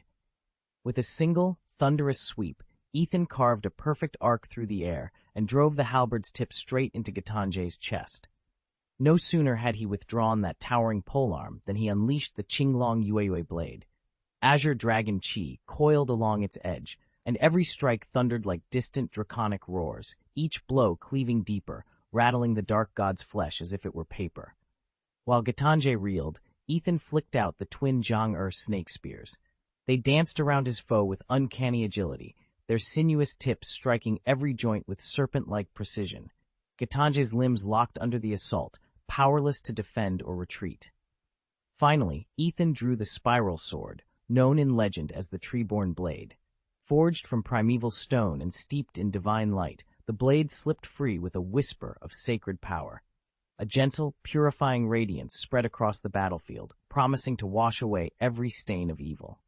With a decisive, crackling slash, Ethan unleashed its full might, and in that flash of lightning-bright steel, Gitanja's reign of darkness was sundered at last. Ethan's swords weren't mere symbols of royal authority, they were the living embodiments of justice and courage. As he struck out, his blades bit into Gitanja's flesh again and again, leaving the dark god staggeringly injured. First came the Shizhong sword and the Lake sword, twin weapons of legendary renown. In Ethan's hands, their prismatic blades flared to life, slicing through Gitanja's defenses with unerring precision. Then he called upon the holy sword Durandal, the fabled Sword of Angels. Forged from fragments of a sacred relic and infused with unwavering dedication to righteousness, Durandal seemed almost sentient. With every swing, its angelic whisper bolstered Ethan's resolve, granting him an unbreakable refuge of strength. Gitanja quaked before it. Any wound Durandal dealt would never heal, for the blade itself was said to be unassailable by any force. At last, Ethan unleashed the Thunder Vajra, a masterpiece of craftsmanship wrought by the gods and inlaid with radiant gems, each throbbing with lightning's power. He hurled it like a spear of pure storm, and the air around them cracked with electric fury. When the Vajra struck Gitanja's heart, the dark god's own black power erupted, but was instantly swallowed by the thunderous might of the blade. Under that storm-forged onslaught, Gatanje lay broken, his shadows scattered by Ethan's unyielding weapons. Harp, the legendary sword of Perseus, gleamed in Ethan's hand as it absorbed and dispelled the malignant mist choking Gatanje. With a single thunderous sweep, he unleashed its power. Cascades of blinding light rained down, piercing the creature's massive form. Flesh and armor erupted in shards, each fragment flung across sky and earth. And then, in a moment of hushed disbelief, a voice echoed through the stillness. Gatanje has fallen. A roar of triumph swept over the gathered humans. The dread that had stalked their civilization was at last undone. Once again, their earth god had descended to slay the beast that threatened them. Yet even amid celebration, whispers rose. What of the great monster in Kyoto? When will the world god turn his gaze there? Some demanded immediate vengeance against the Kyoto terror. But farther afield, hope pointed toward New Tokyo, a burgeoning metropolis suffused with an almost tangible serenity. There, it was said, the very presence of Ethan, the world god, guarded the city like an unseen sentinel. His name had become a beacon to millions, and his sanctuary in New Tokyo stood unchallenged as the ultimate refuge for all who yearned for safety. Under Ethan's watch, New Tokyo City, though just a stone's throw from Kyoto and forever mindful of looming monster threats, has come to be seen as one of the safest places on Earth.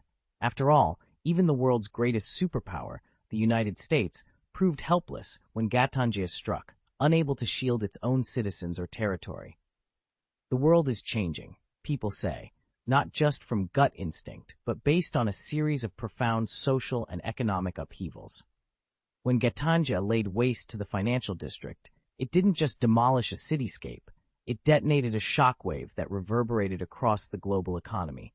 The epicenter of international finance was obliterated, and the aftershocks rippled from island nations to Manhattan, then all the way to Washington, D.C. The result was more than staggering material losses. It was a crisis of confidence, a surge of panic and uncertainty that spanned the world. The scale of Gatanje's devastation, countless lives lost, property wiped out, remains almost impossible to calculate. But its legacy is clear. Nothing, it seems, can be taken for granted anymore. Chapter 1195, Suppression Before Promotion. From the storm-lashed seas off the island nation to the vast expanse of America's heartland, wherever the monster set foot, it left behind nothing but death and ruin. It was as if a demon had clawed its way out of hell, defying every limit of human endurance with its overwhelming power. Even a superpower like the United States found itself helpless, its borders breached, its citizens have lives and livelihoods hanging by a thread. For a nation long accustomed to declaring itself the world's hegemon, this sense of impotence was a humiliating blow. Just when humanity teetered on the brink of despair, a single figure rose to meet the threat. Ethan, known across the globe as the god of the world, stepped into the fray, and with a display of raw strength few could imagine, slew the super monster Gatanje with a single strike. In that instant, hope was rekindled in the hearts of people everywhere, and the balance of power on Earth shifted in an instant. By all accounts, Ethan now stands alone at the summit of strength, his might eclipsing even that of Gatanje and unrivaled by any nation, America included. Of course, a simple head-to-head comparison of combat ratings can't capture the whole story. Even though Ethan defeated Gatanje in direct confrontation, we cannot afford to underestimate its capacity for devastation. Take, for instance, that spreading black fog, an insidious shroud that corrodes physical matter and severs all electromagnetic signals. With communications down, society grinds to a halt and order unravels in hours. Ethan's raw offensive power is extraordinary, but he is not invincible. A massive coordinated assault or a battle fought amid hostile terrain could still stretch his abilities to the breaking point. And yet, his victory over Gatanje marks more than the fall of a single adversary. It signals the birth of a new balance of power. This emergence of Ethan's unparalleled strength has already upended long-standing assumptions about how influence and authority are distributed. Traditional institutions, economic, political, and social, find themselves forced to adapt or be swept aside. In this turbulent age, humanity is experiencing a transformation unlike any before. Not just in boardrooms or battlefields, but in the very way we perceive ourselves and the world around us. Everything we once took for granted, traditional social structures, economic systems, and the dogmas that held them in place is being upended. There's a pervasive sense that history has come full circle, echoing the upheaval of the world wars 70 years ago, when the very foundations of civilization trembled under forces beyond human control. But this time, the catalysts aren't merely the ambitions or mistakes of humankind. Instead, two terrifying new realities have burst onto the scene: colossal beasts of unimaginable power and strange supernatural forces that defy all logic. These gargantuan creatures, towering, unstoppable, and driven by inscrutable instincts, rampage through city after city. Entire neighborhoods lie in ruins, and millions of people have been forced from their homes. Governments scramble to respond, but conventional weapons and defenses prove almost useless against beings that shrug off tank shells and artillery fire as if they were mere pebbles. Even more disquieting are the supernatural phenomena. They manifest unpredictably: flickers of otherworldly light in the sky, towns suddenly cut off from the natural flow of time, and inexplicable eclipses of reality itself. Scientists and scholars race to study these events, but every answer only begets more questions. Our understanding of physics, of biology, even of what it means to be human, is being challenged at its very core. Caught in the eye of this storm is Ethan, a former logistics officer turned volunteer rescuer. He has seen the world's old certainties crumble firsthand. He's watched families cling to one another in bombed-out shelters, heard children whispering prayers to deities no one ever knew existed, and witnessed deers fall in terror before a beast whose roar shook them to their bone marrow.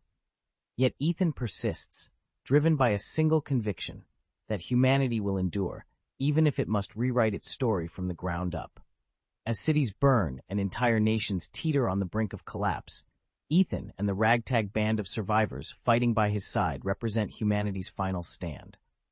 They scour the wastelands for supplies, broker fragile alliances between terrified factions, and probe the edges of darkness where these supernatural threats lurk.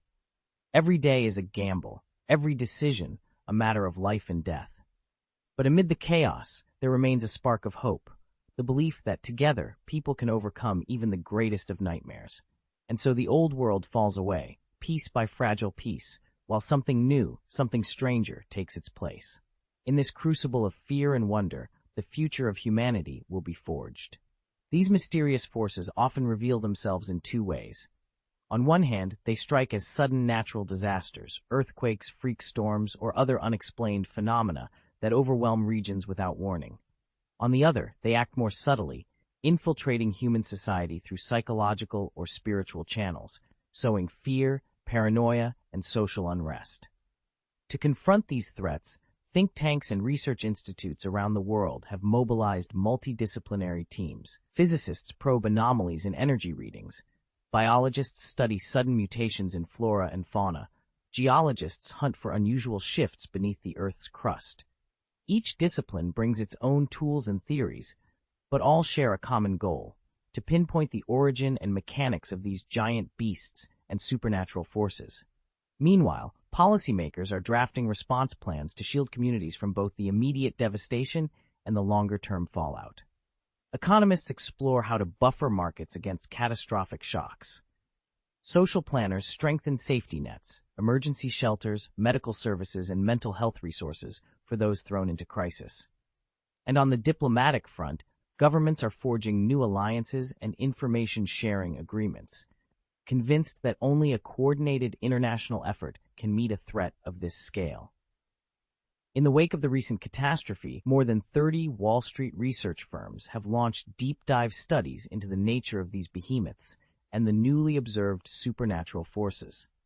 They're pooling advanced financial models, high-powered data analytics, and scenario planning tools to forecast how such entities could reshape the global economy. For instance, analysts are estimating the economic fallout from behemoth-driven infrastructure collapses, how destroyed ports, highways, and power grids will drag down growth. Others are modeling the ripple effects of social unrest, sparked by inexplicable phenomena, on market stability and investor confidence. These insights are proving invaluable not only to institutional investors, but also to governments and central banks refining their policy responses. Meanwhile, Across capitals worldwide, influential think tanks and back-channel strategists are locked in their own quiet contest. No one underestimates the strategic implications of Ethan, revered by some as the god of the world, nor the possibility that other deities or Stormforce monsters might soon appear. Any one of these new powers could upset the fragile global balance, tipping alliances, currencies, and even entire political systems into unforeseen chaos. In this high-stakes environment, every forecast, every risk assessment, and every contingency plan carries the weight of a world still learning to live in the shadow of gods. Across the globe, intelligence agencies and think tanks are quietly devising countermeasures against him. Some plans call for advanced weaponry, others for psychological operations. Some even hinge on classified research projects so secret they exist only in the whispered meetings of world leaders. Each proposal is more astounding than the last, yet none has seen the light of day. Ethan, however, remains blissfully unaware of these hidden machinations. His legend has spread so completely that whether he's referenced in a viral song, a social media post, or an underground novel, every depiction of him is perfected down to the smallest detail. He stands at the apex of the world, observing from afar with a serene, almost aloof detachment.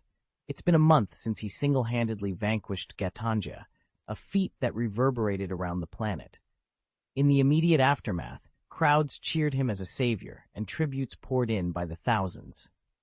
But as the days slipped by, that tidal wave of adulation gave way to something more complex. On the internet, conversations about Ethan's one man might have begun in awe, but they are now splitting into two sharply divided camps. Some still worship him, others question the very implications of his power. Some people are convinced that Ethan is humanity's only hope, his power a living emblem of justice. Others worry that such immense strength could one day become a new threat, veering off the path of mankind's will and carving out its own unpredictable course. Their doubts aren't unfounded. History offers plenty of examples where heroes fell and turned into tyrants. Yet Ethan has faced this storm of skepticism with remarkable calm. He neither issues public statements nor tries to sway opinions. "Do you think I'm so vain that I'd put on a show just to lift my spirits?" he scoffs when the topic comes up. It's been a month since Gatanja's death. Chapter 1:1196, Treasure Hunt Era. I left everything behind, outside. The world is shifting beneath a storm of public opinion. But to Ethan, it's no more than drifting clouds on a calm horizon. His inner waters remain unruffled, and that serene confidence casts him as a solitary, almost sacred figure, a lone moon hung in the night sky, watching the restless bustle of the world below. "It's only natural they'd try to put you in your place at first," Hirazuka said, standing at Ethan's side. Today, her usual casual attire had been replaced by something simple and practical, giving her the air of a seasoned strategist rather than a carefree companion. But that transformation wasn't surprising. The entire operation had been built on a profound understanding of human nature. Her eyes, catching the glow of distant streetlights, swept across the city where countless dreams interwove with harsh realities. "They both fear you and rely on you," she continued. "They're suspicious of your next move, always on guard. No matter what their objectives are, people will find ways to approach you, to probe your character, even to try to control you." Ethan nodded once, his expression unreadable. Around them, the night held its breath, and everywhere, ambition and apprehension pulsed like a hidden tide. But he stood firm, untouched by the currents below, ready to shape his own fate. Ethan tilted his head slightly, his gaze drifting over Pingzuka, as if to confirm her words, as though he were weighing some deeper meaning. He said nothing, yet the silence he emitted carried a power that was impossible to ignore. "Master," Pingzuka began, "you're like an immense mystery. People are drawn to you, yet terrified." She paused, choosing her words carefully. "Their curiosity springs from knowing your strength can reshape the world's very order, even shatter everything they thought they understood. And their fear, it's born of imagining what might happen if such power ever ran wild." A flicker of anxiety crept into her voice, but she steadied herself and pressed on. "You stand like an inverted mountain peak, so far above everyone else that they can't help but look up, testing you at every turn, lavishing praise, hurling insults, searching for a crack in your composure. At first, Hirazuka feared you'd be swayed by their opinions. Instead, you proved indifference. That, in itself, is the ideal outcome. Pingzuka leaned closer, lowering her voice to a confidential whisper. Behind the scenes, Hirazuka has been in secret communication with Poison Island's sister-in-law and Xiajiqiu. They've all come to the same conclusion. Ethan's power is terrifyingly vast. If it ever spirals beyond your control, no one can predict the catastrophic consequences. Hirazuka's unease deepened as the group's tentative experiments grew bolder. What began as cautious probing now felt dangerously close to tampering with a live nuclear arsenal. To her, each new test was a fuse that might ignite a far greater crisis. Yes, this research was necessary, inescapable even, but that didn't stop her from fretting. Fine, she muttered. If they're so eager to push boundaries, let's give them something real to chase. Ethan looked up, puzzled. What do you mean? I mean a proper proving ground. Hirazuka met his gaze, steadying herself. Kyoto, it's perfect. I'll hide a series of treasures there, prototypes, experimental artifacts, the lot. Whoever finds them gets to keep them. A treasure hunt? Ethan's lips curved into a sly grin. You realize what you're proposing, right? She nodded. To most people, the word treasure might conjure images of dusty chests or shiny trinkets, harmless curiosities, but for them, this was far more serious. These so-called treasures were the blueprints of future weapons and the echoes of ancient relics. They weren't just physical objects, they were crystallizations of human will, embodiments of our highest hopes and deepest beliefs. Unleashing them on the world meant handing someone the power to reshape reality itself. When? Hirazuka asked, her voice trembling with disbelief. She couldn't fathom how Ethan had completed such an elaborate arrangement in total secrecy. Just now, Ethan replied, his tone as casual as if he'd only brewed a cup of tea.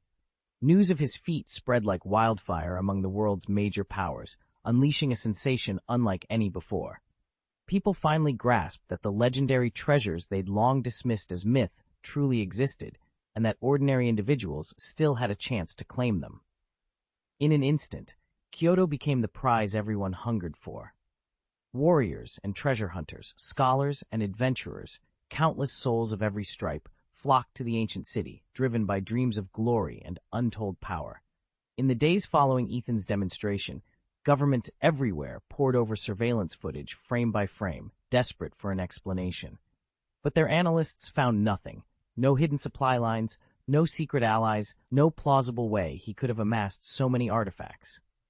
Just weeks earlier, these objects had been nothing more than whispered rumors. Now it was undeniable that they were the genuine relics of legend, each capable of bestowing its bearer with extraordinary abilities. And with that realization, the world changed forever. News had come from the Temple of Tiangong. A colossal beast had broken loose in Kyoto, and wherever it roamed, it spawned lesser monsters, each said to conceal a hidden treasure. Even more tantalizing was the rumor of exactly 619 of these creatures, and one single, mysterious grimoire. No one knew precisely how Ethan had discovered this cache, or why the relic lay buried within their flesh. All they understood was that this was a once-in-a-lifetime chance to seize power.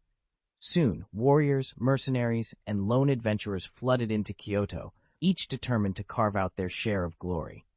Yet amid the chaos, two names kept rising above the rest, Xiajiqiu and Shiyu, figures who seemed almost fated to claim the grandest spoils. While most hunters hacked their way through endless waves of beasts, these two received theirs as if handed directly by Ethan himself. Busujima Saiko, a high school swordswoman celebrated for her flawless technique, was one of those fortunate few. From the belly of a slain fiend she drew forth her prize, the demon sword known as One-Hit Kill. The blade was impossibly thin, its steel black as midnight and laced with a malevolent curse. Legends warned that even the slightest wound inflicted by this sword spelled instant death. Yet Saiko, her eyes alight with grim delight, welcomed the weapon. For her, there was no greater thrill than watching an opponent's blood spatter against such a blade. Even so, Shizuka had to admit that the demon sword she now wielded was astonishingly powerful, enough to make her all but invincible on the battlefield. In claiming it, Hiratsuka Shizuka had unlocked a conceptual treasure. A knight must never fight unarmed. This grace bestows her own treasure's attributes on any weapon she holds. Moreover, any blade, or even a makeshift weapon, in Lancelot's hands automatically becomes a D-rank treasure. If it's originally higher, it retains its true level and remains subject to Lancelot's command. But the true marvel lay in the noble phantasm itself. The legend of how Lancelot, disarmed by Feroth's cunning, seized only a fallen branch and used it to defeat his adversary. Shizuka was stunned to learn that a noble phantasm need not take a purely physical form. This was Lancelot's personal noble phantasm, the ultimate knight of the Round Table, after all. By treating the armored bracers on her forearms as her weapons, Shizuka could tap into that very power, letting the noble phantasm's effect flow through her in battle. Chapter 1197, Big Fight. Ethan had originally planned to present Shizuka Hiratsuka with the Sword of Reverse Light, believing she shared the same indomitable spirit he'd seen in Bizet. But the more he considered it, the more he realized that a different artifact would serve her better. In the end, he chose to grant her the Knight's Undying Fist instead. Though the Sword of Reverse Light boasted a powerful Last Strike First ability, it couldn't match the raw compatibility of the Gauntlet for Shizuka's fighting style. When Shizuka slipped the Knight's Undying Fist onto her forearm, dark red and black energies began to pulse across its surface like a living creature. The aura devoured the Gauntlet's cold, rigid metal and remade it into something that radiated scorching heat. She flexed her fingers, testing the artifact's power, then raised her arm and slammed her fist straight into the ground. The impact sent cracks spidering outward through the earth. A plume of dust and debris rose into the air, and when it settled, a deep, smoking crater gaped where her punch had landed. The sheer force of the blow left a permanent scar on the battlefield and planted a fierce excitement in Shizuka's heart. She could feel the limitless potential coursing through the Knight's undying fist. So strong, Shizuka murmured, awe and exhilaration lighting up her eyes.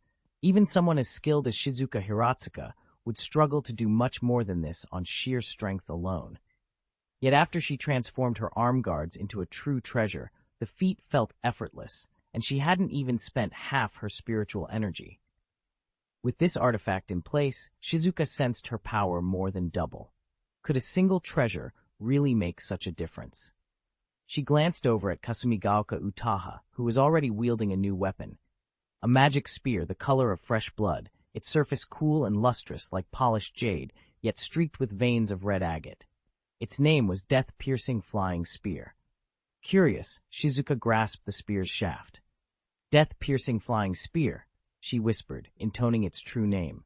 Instantly, the spear blazed with a fierce crimson glow as if awakened by some ancient force. The surrounding air began to surge and whirl. Invisible currents coalesced into a spinning vortex around the spear's tip, emitting a sharp, whistling roar. A surge of power rushed through Shizuka like never before, driving her to launch the spear at once. Ethan obeyed a sudden impulse, sweeping his arm in a single motion to launch the piercing death spear. It shot forward like a whistling arrow, slicing through the air toward the massive boulder ahead. The instant it left his hand, the atmosphere seemed to tear open, unleashing a thunderous boom and a scorching gust in its wake. The spear carved a blazing arc across the sky, trailing fiery red sparks, the mesmerizing, deadly byproduct of spiritual energy igniting the air.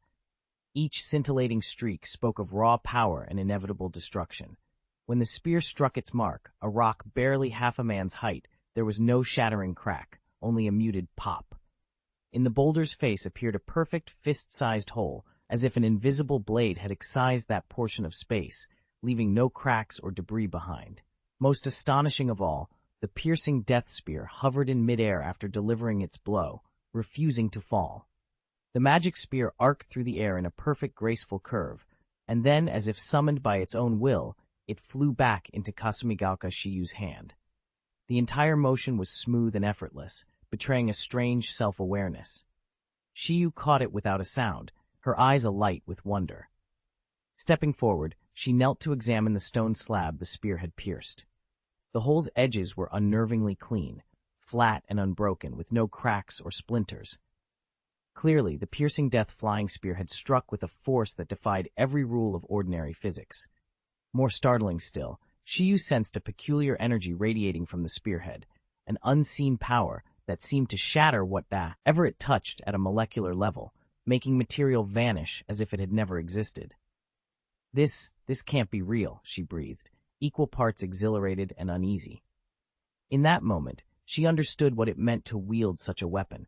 Whether from afar or in close combat, this spear would grant her an almost unbeatable advantage, its effects reaching far beyond anything she had ever imagined. More importantly, the magic gun's homing system guarantees an almost perfect hit rate against moving targets, dramatically enhancing Kasumigaku Utaha's flexibility and survivability in battle. Watching Utaha test-fire it, Shizuka Hiratsuka couldn't help but smile. She knew exactly how Utaha felt, having gone through the same mix of excitement and disbelief herself. Breaking the silence, Shizuka's voice carried a teasing seriousness. "Looks like we've all received something incredible." Utaha gripped the gun tighter, unable to keep her grin in check. This piercing death flying gun really was made for her. As a melee specialist, she'd always relied on close-range prowess. Now, though, she could stand back and let this treasure do the work. No more missed shots, just point, pull the trigger, and the bullet curves around obstacles to hit its mark. The effective range was astonishing, too. Any target in sight was a guaranteed hit. It was practically foolproof. Ethan had chosen this weapon with Utaha's strengths in mind. He knew she wasn't a savant like Seiko Busujima or Sayoka Kara. If he'd handed her a more complicated noble phantasm, she wouldn't have been able to master it. This, however, was perfect. Simple to use, unerringly accurate, and powerful enough to turn the tide of any skirmish. Ethan studied the briefing sheet one last time. If she's saddled with a mediocre noble phantasm, the intelligence officer had warned, the outcome hinges entirely on execution, and that's too big a gamble. We need the piercing death flying gun. He'd felt the weight of those words settle in his gut. Whatever happened next would depend on flawless precision. They were headed for Kyoto, a city once teeming with life, now a blasted ruin. First, a monstrous nest had taken root in the heart of town. Then a chemical gas leak turned everything to ash. What remained were empty streets and abandoned buildings, a forbidding no-man's land that even wildlife had fled. Yet out of that desolation came a pulse of excitement. Word spread of a hidden artifact. Some say it grants its bearer untold power, a chance to transcend mortality itself. That rumor was like a shot of adrenaline. Mercenaries, assassins, martial artists, and even covert units from rival governments descended on Kyoto, each hoping to seize the treasure and rewrite their destiny. In this maelstrom of opportunists and assassins, one figure drew more stares than most: Jack Reno. A hulking, barrel-chested man in his late 40s, Reno had been a Special Forces commander before switching allegiances and becoming a mercenary leader. His crew revered him for his battle-hardened tactics. His enemies feared him for the same reason. Ethan tucked the dossier into his pack and glanced at the ruined skyline. Beyond the shattered facades lay fortune and danger in equal measure. He squared his shoulders, checking the weight of his rifle. Today, all their training, every hard-won lesson, would be tested in the ashes of Kyoto. And when it was over, only those with the right weapon and the right nerves would walk away alive. The twin pistols at his hips were proof of countless battles fought side by side. His teeth, darkened and stained from years of chewing betel nuts, did nothing to tarnish his reputation among the men. Whenever he cracked that signature grin, their spirits soared. "All right, everyone, let's light this place up," Ethan called out from the makeshift command post. His voice rolled through the morning mist like thunder, laying an invisible hand on each man's shoulder and charging their hearts with determination. Chapter 1198. Edward Teach. Chapter 11. Teach. As long as we find the treasure, we'll become unstoppable. Wealth, power, honor, everything will belong to us. Ethan's words crackled like wildfire, setting the mercenaries' hearts ablaze with greed and sending shockwaves through all of Kyoto. In this ragtag band were former Special Forces operatives, fugitives on the run, and ordinary citizens hungry for a sudden fortune. Though their backgrounds and beliefs diverged sharply, they were now bound by the same single obsession: to unearth the legendary treasure and rewrite their destinies. Under Ethan's command, they moved with precision.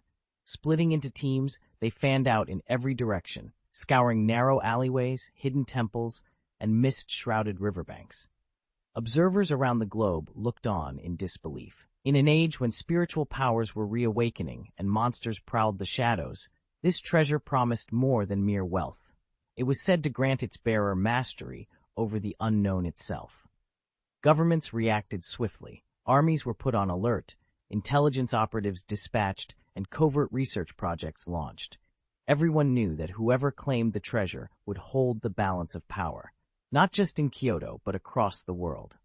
And so the race began in earnest, each faction determined to seize the prize before it slipped into someone else's hands. No one wanted a weapon capable of upending the world order to fall into the wrong hands, especially not those with ill intent. Thus began an unprecedented international struggle, waged not with armies, but through diplomatic channels.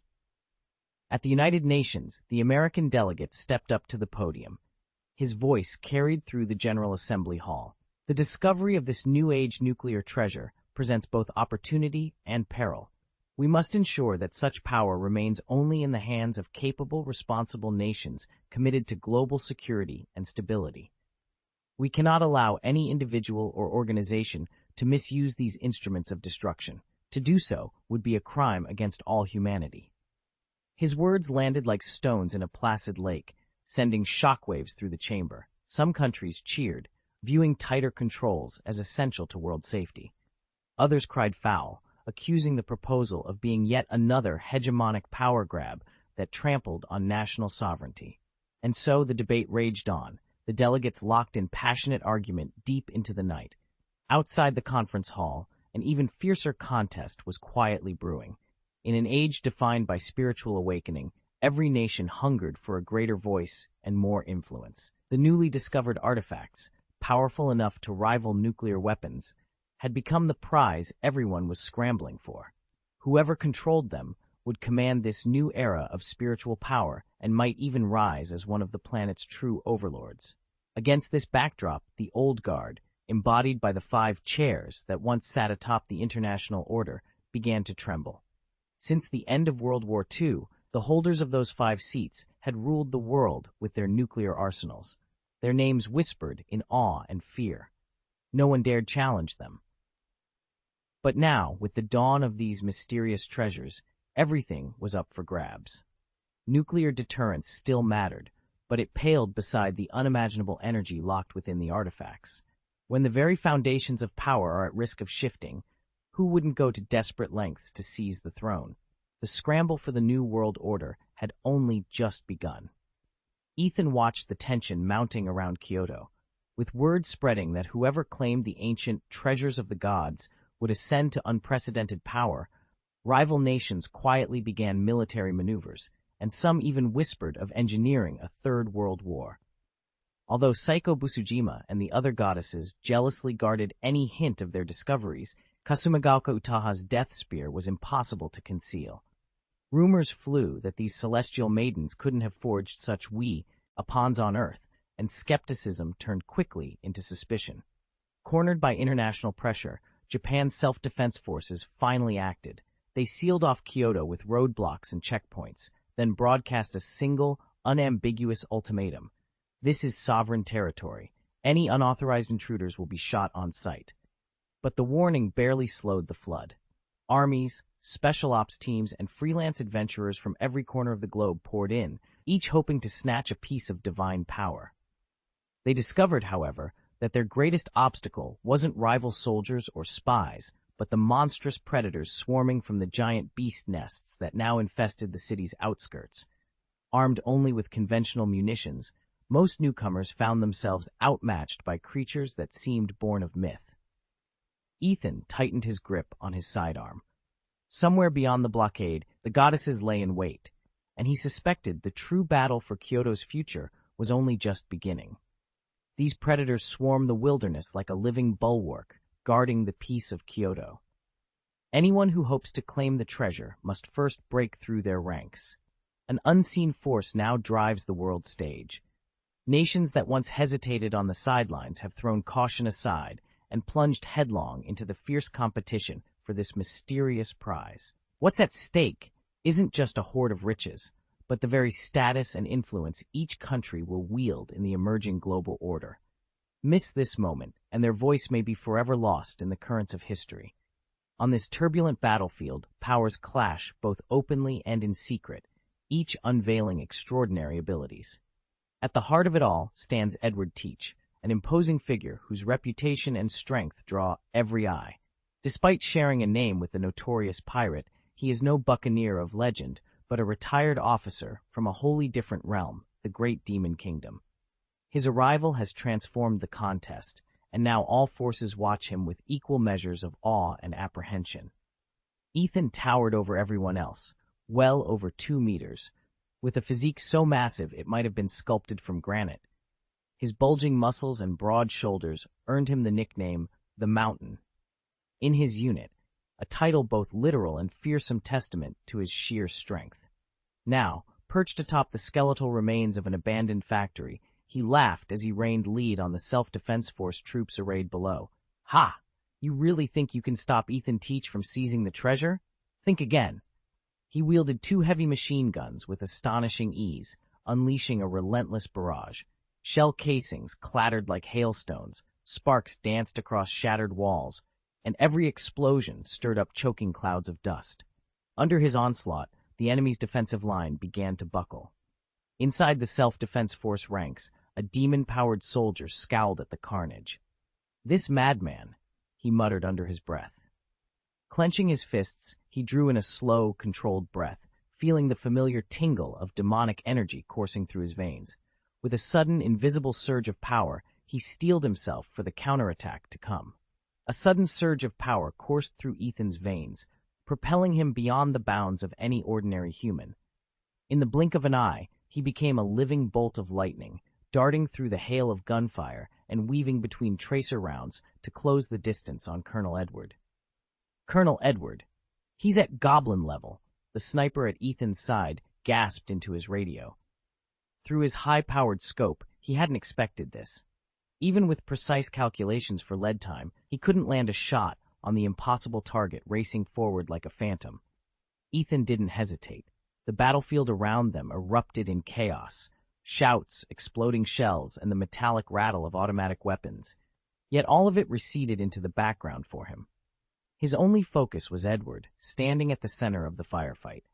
In one seamless motion, Ethan closed the final yard, his eyes locked on the colonel's surprised face. If he could reach him, then maybe, just maybe, they stood a chance of turning the tide today. Chapter 1199. Ambitious Ethan's opponent moved with a speed and reflex that no ordinary human could match. In the world of the extraordinary, power is ranked in strict tiers. At the top of what humans can naturally achieve are the slime, dog, F, and paper levels. These are the athletes and fighters at the absolute limit of human potential. They hold world records, claim championship titles, and face average people in combat as casually as playing a video game. Even lions and tigers are mere training dummies to them. Beyond that, elite martial artists and professional assassins push the boundaries further, earning the reputation of superhumans. But above the superhuman ranks lie the truly inhuman: goblin, wolf, wood, and higher still. Their strength, reflexes, and sheer vitality exceed anything flesh and blood ought to handle. Confronting an opponent at that level is like facing a force of nature. Ethan squared his shoulders. He knew he was outmatched, but he refused to back down. "Bring me the stinger." Edward Teach's voice rang out across the lab. Ethan was no superhuman. He'd already sampled both the demon power serum and the ritual designed to awaken spiritual energy, and neither had done a thing for him. His spirit simply wouldn't budge. As for the demon power potion itself, its infamy for side effects made it almost impossible to acquire. Recently, Guhai Pharmaceuticals had touted a breakthrough, a new demon serum refined through genuine demon energy, guaranteed free of adverse reactions. The only problem was its price, $100 million per vial. Even the richest magnates in minor nations found that prohibitive, and with current mass production methods, the serum could achieve only slime-level demon power. Goblin-level strength still lay beyond reach. The sole advantage was reliability. Users might feel nauseous or feverish, but they wouldn't perish on the spot. In a world where even the poorest grieved over their lack of power, Such half measures did little to temper humanity's hunger for the supernatural. Yet here they were, scrambling for every sliver of advantage, even if it cost them their fortune. In peacetime, people still crave danger. Some chase the rush through extreme sports, others dive into financial crime, chasing the thrill of risk and reward. Now, in an age where demon energy, spiritual power, and other mysterious forces have surfaced, human desire has grown boundless. Both established authorities and power-hungry opportunists have poured onto this new frontier, hungry for advantage in a land brimming with peril.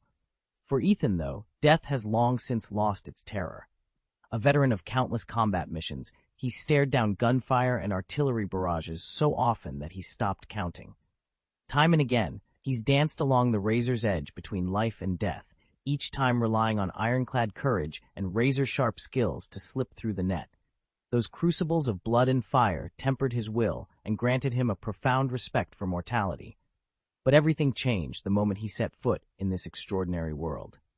Here, power isn't just a tool, it's the only currency that truly matters. And in its high-stakes arena, death has become a luxury no one can afford.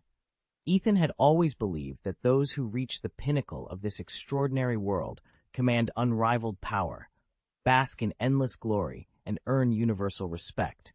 But they also carry a deep, unsettling fear of death. After all, one lost life would render all their accomplishments meaningless. To most, that fear is enough to temper ambition. But to Ethan, death was merely another twist in the adventure. Driven by an insatiable hunger for strength and status, Ethan was convinced that only through constant trials and daring exploits could his abilities be truly honed. Leaving everything behind, he set his course for Kyoto, chasing rumors of a fabled wellspring of supernatural power. He imagined himself confronting legendary beasts, mastering uncanny gifts, and finally claiming his place among the world's greatest. Yet, barely had he crossed into Kyoto's borders than he found himself embroiled in a fierce skirmish, this time not with monsters, but with Japan's self-defense forces. In an age when supernaturals roam freely, the SDF have become de facto champions in the struggle for supremacy. Armed with cutting-edge weaponry and backed by formidable demon allies, they stand as a formidable obstacle to anyone seeking to carve out their own legend. And Ethan's collision with them? Far from a chance encounter, it was the opening gambit in a much larger game. Ethan crouched behind the crumbling wall, surveying the ruined streets of Kyoto through the night vision goggles strapped to his helmet. Ever since the self-defense forces, backed by American troops, sealed off the city's northern approaches, and the great Eastern Kingdom, France, Vodka, as the Russians were known, and Britain held the other sides, Kyoto had become a pressure cooker. But Britain's faltering defense left gaps big enough for determined infiltrators to slip through, and tonight several of those fish had already made it inside. Beside him, Corporal Edward hefted a Stinger man-portable surface-to-air missile launcher, its laser-targeting optics glowing faintly red in the gloom. "Hostile demon on the move," Edward muttered, voice low but urgent. The creature streaked across the open courtyard some 200 meters away, its razor-clawed feet barely touching the ground. Even from here, Ethan could see the inhuman fluidity of its motion, an arcane speed and reflexes no ordinary soldier could match. Edward set his shoulder, breath controlled. "Locking on," he said. A quiet beep confirmed the target had been acquired. The demon pivoted, sensing the danger, and in an instant was gone, too fast for any conventional sniper to predict. Ethan swallowed. "It's a ghost," he breathed. "Only one shot." Edward reminded him. He steadied the Stinger's rear sight against his cheek and let the rocket's guidance system hone in. "Now, fire!" The launcher cracked, and the missile leapt skyward in a plume of black smoke. Moments later, a distant explosion flared, illuminating the courtyard as the demon's screech echoed through the night. Ethan exhaled, heart pounding. Kyoto's battle was far from over, but tonight at least, they had struck back. Whoosh! A low whistle accompanied the missile as it thundered out of the launch tube, fiery exhaust streaking behind it. Ethan felt the very air tremble under its supersonic rush. Across the ruined street, the self-defense force demon watched the incoming projectile without a trace of alarm. In recent weeks, Kyoto had endured wave after wave of assaults from armies and mercenary bands, He'd seen broadsword mines and improvised rocket systems, and he'd weathered them all. "A Stinger missile?" he muttered, the words almost lost in the roar. He knew a sniper had him locked in the sights.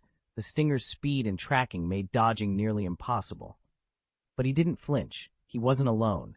Bang! The rifle report shattered the moment. Ethan's spotter beside him vanished in an instant. In real life, a Barrett anti-material round didn't leave a neat hole. It tore skull and brain to shreds. Ethan threw himself to the ground, heart hammering against his ribs. With the sniper gone, the demon had every reason to relax. He let a cold smile creep across his lips. Without that shot in the chamber, nothing stood between him and his prey. Ethan whipped out his pistol and opened fire on the incoming Stinger missile. His reflexes kicked in instantly, each shot instinctively predicting the missile's flight path, and every round slammed into its warhead with savage precision. Bang! Bang! Bang! The thunderous roar of metal on metal reverberated through the air as sparks erupted in all directions, lighting up the sky in a fleeting blaze. Chapter 1200: Finding a Needle in a Haystack. The Stinger missile's flight began to wobble under the onslaught of enemy fire. With a thunderous roar, it veered off course and slammed into a nearby ruin, sending a towering plume of dust and rubble into the air. Ethan pressed himself against the cracked stone ledge, his face ashen, heart hammering in his chest. Every ragged breath felt like a fight for survival as his eyes remained locked on the demon stalking toward him. An aura of sheer malevolence pulsed around the creature, an oppressive force so potent that Ethan's knees threatened to give way. He willed himself to stand firm. "There's no turning back now," he reminded himself. With a sharp tug, Ethan drew the alloy axe from his belt, a masterpiece of aerospace metallurgy designed specifically for close-quarters encounters with supernatural threats. The blade glinted coldly in the swirling dust. He planted his feet, wrapped his fingers around the well-balanced haft, and prepared for the worst. Yet the demon only laughed, a low, mocking sound that reverberated off the broken walls. It cocked its head, as if amused by the puny resistance before it. Ethan's grip tightened on the axe. Whatever came next, he would not yield.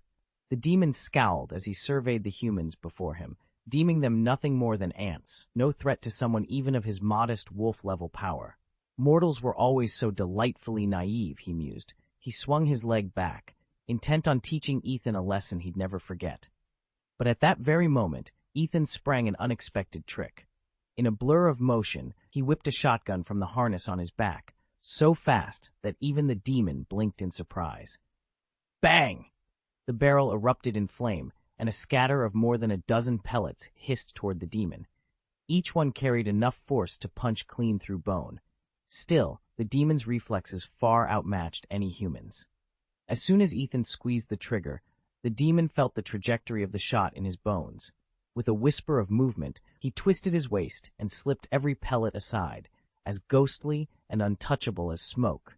Ethan's foot whipped out like a battering ram, striking the 2-meter-tall Edward as if he were nothing more than a rag doll. Edward spun 5 times in midair before crashing to the ground with a sickening thud. His skull struck the earth, and a sharp crack echoed through the clearing, the sound of a broken neck. The life fled from Edward's eyes in an instant. A stunned silence fell over the remaining mercenaries. Terror, and something darker, despair, flickered in their wide eyes. Their weapons clattered to the ground as they raised trembling hands. "We surrender. Please don't kill us." Ethan's lips curved into a cold, inhuman smile. Madness danced behind his eyes. Since his transformation into a demon, his Zhongni's syndrome, an obsessive, delusional disorder, had only grown more severe. He convinced himself he was the rightful guardian of this extraordinary realm, and that any who dared invade his territory deserved the harshest punishment. "Surrender is meaningless," he said, his voice colder than ice. "All trespassers are to be executed on the spot." With that, he drew the sword at his waist, a gleaming samurai blade forged from a strange alloy, and stepped forward, the grin on his face widening as the mercenaries' pleas dissolved into frantic sobs. Ethan's demon-forged blade whistled through the air like a bolt of lightning. Before the mercenaries could even raise their weapons, his razor-sharp strike met flesh and bone.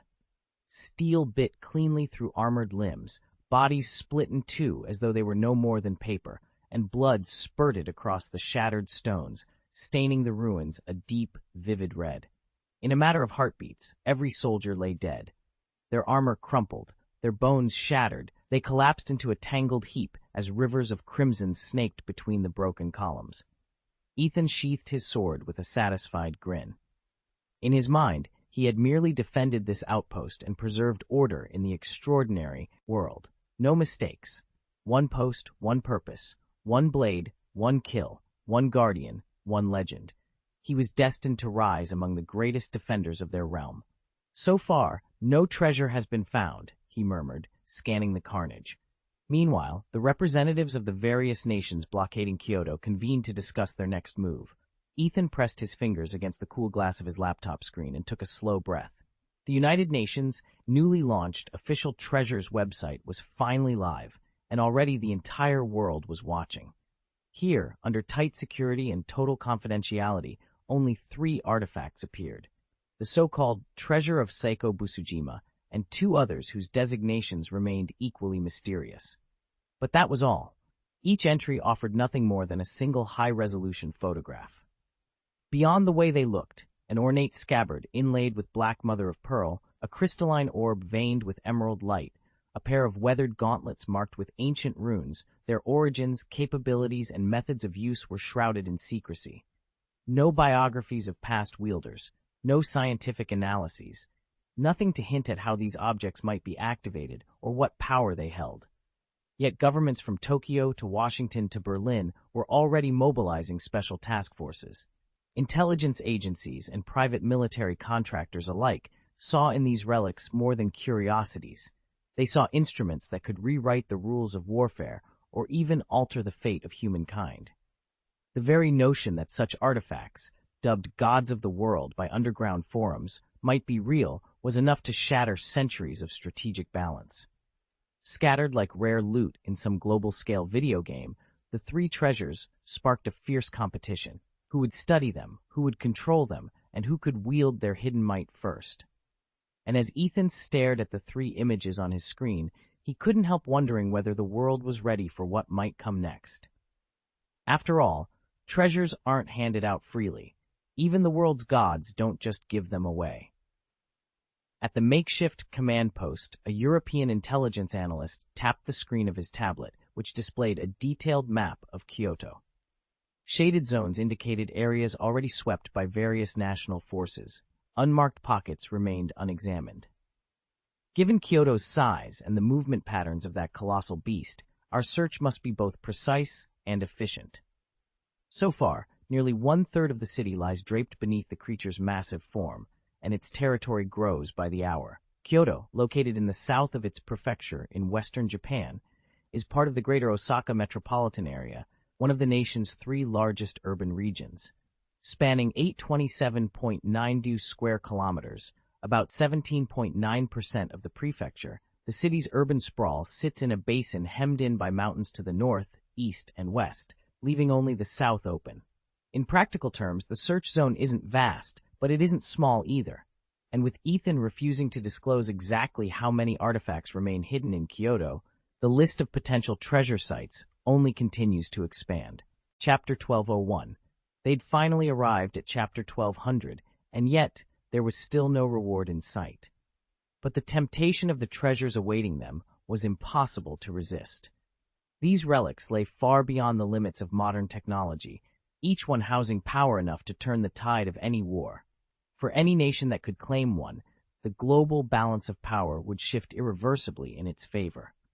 Despite the odds, slim as they were, every major power had poured resources, manpower, and cutting-edge hardware into this treasure-hunting operation. Perhaps these gifts had truly been cast down by the gods, and perhaps someday there would be no more.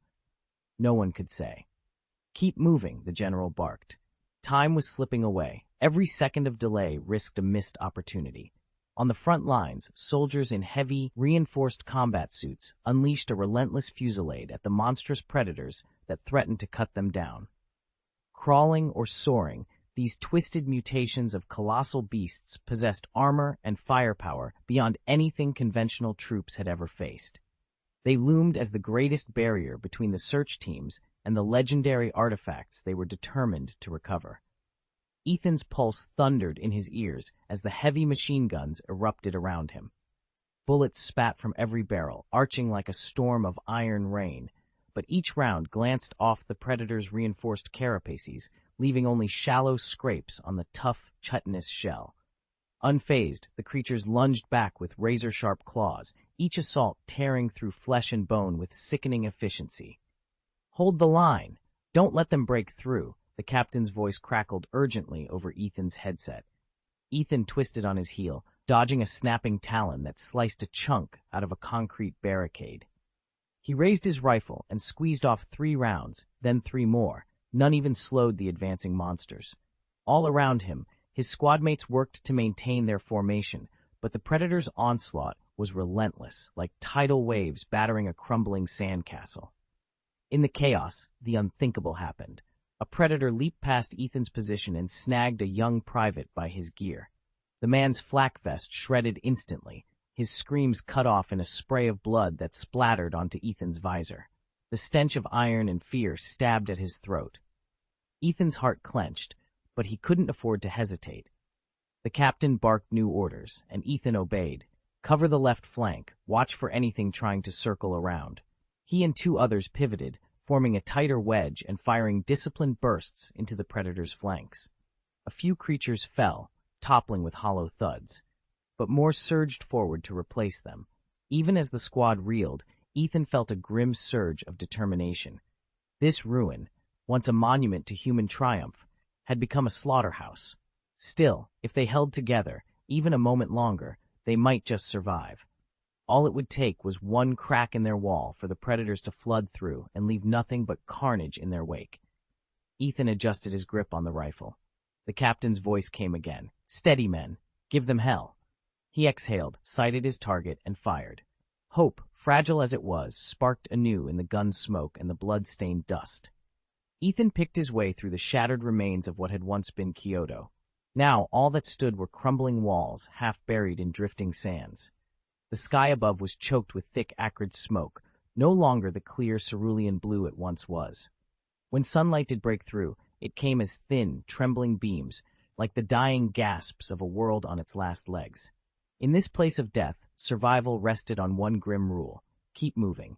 If you stopped, even for a moment, you risked a fate far worse than collapse.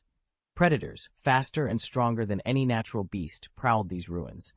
To them, humans were nothing more than walking organs, food to be stalked, torn apart, and consumed without mercy. Most who crossed these creatures' paths never saw these rare killers coming. They only felt the last terrible rush of claws or crushing jaws. Even more horrifying were those dragged down into the hidden nests beneath the earth. There, an unseen leviathan lay in wait, an immense horror that swallowed every scrap whole. Its prey would swell inside its cavernous gut until, long after death, their bodies ballooned into grotesque spheres of flesh and bone. Ethan steeled himself against the memory of the soldiers whose screams still echoed in his mind. Death here was not a mercy. These creatures had a ritual. They swallowed men and women alive, then let them rot and expand in an endless, agonizing digestion. He tightened his pack straps and glanced over his shoulder. Every ruined street, every wind-blown alley promised fresh danger. And so, with a steady breath, he forced himself onward, because the only choice in this wasteland was to keep moving forward. Spheres aren't just food for the predators, they're tribute to the nesting behemoth. Once a predator has gathered enough spheres, it braves the deadly gauntlet of Kyoto and returns to the desolate nest bearing its offering. There, the giant beast parts its cavernous jaws and consumes the spheres one by one.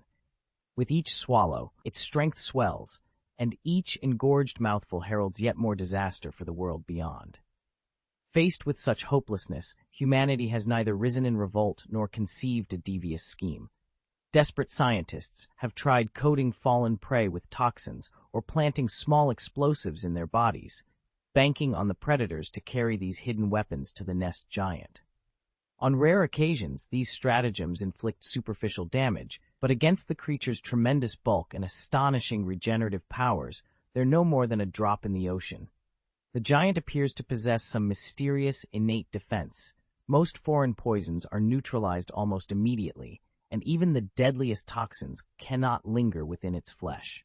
Ethan watched as wave after wave of low-rank fighters, war correspondents, and mercenaries poured into the ruins of Kyoto, all chasing the same promise. A bounty so large it could rewrite their destinies.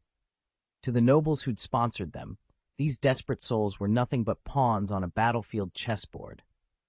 But for the fighters themselves, the stakes were all too real. Survival in this toxic wasteland meant turning every scrap of gear, every scrap of information, into an opportunity. Their single best tool in this shattered city was the motorcycle.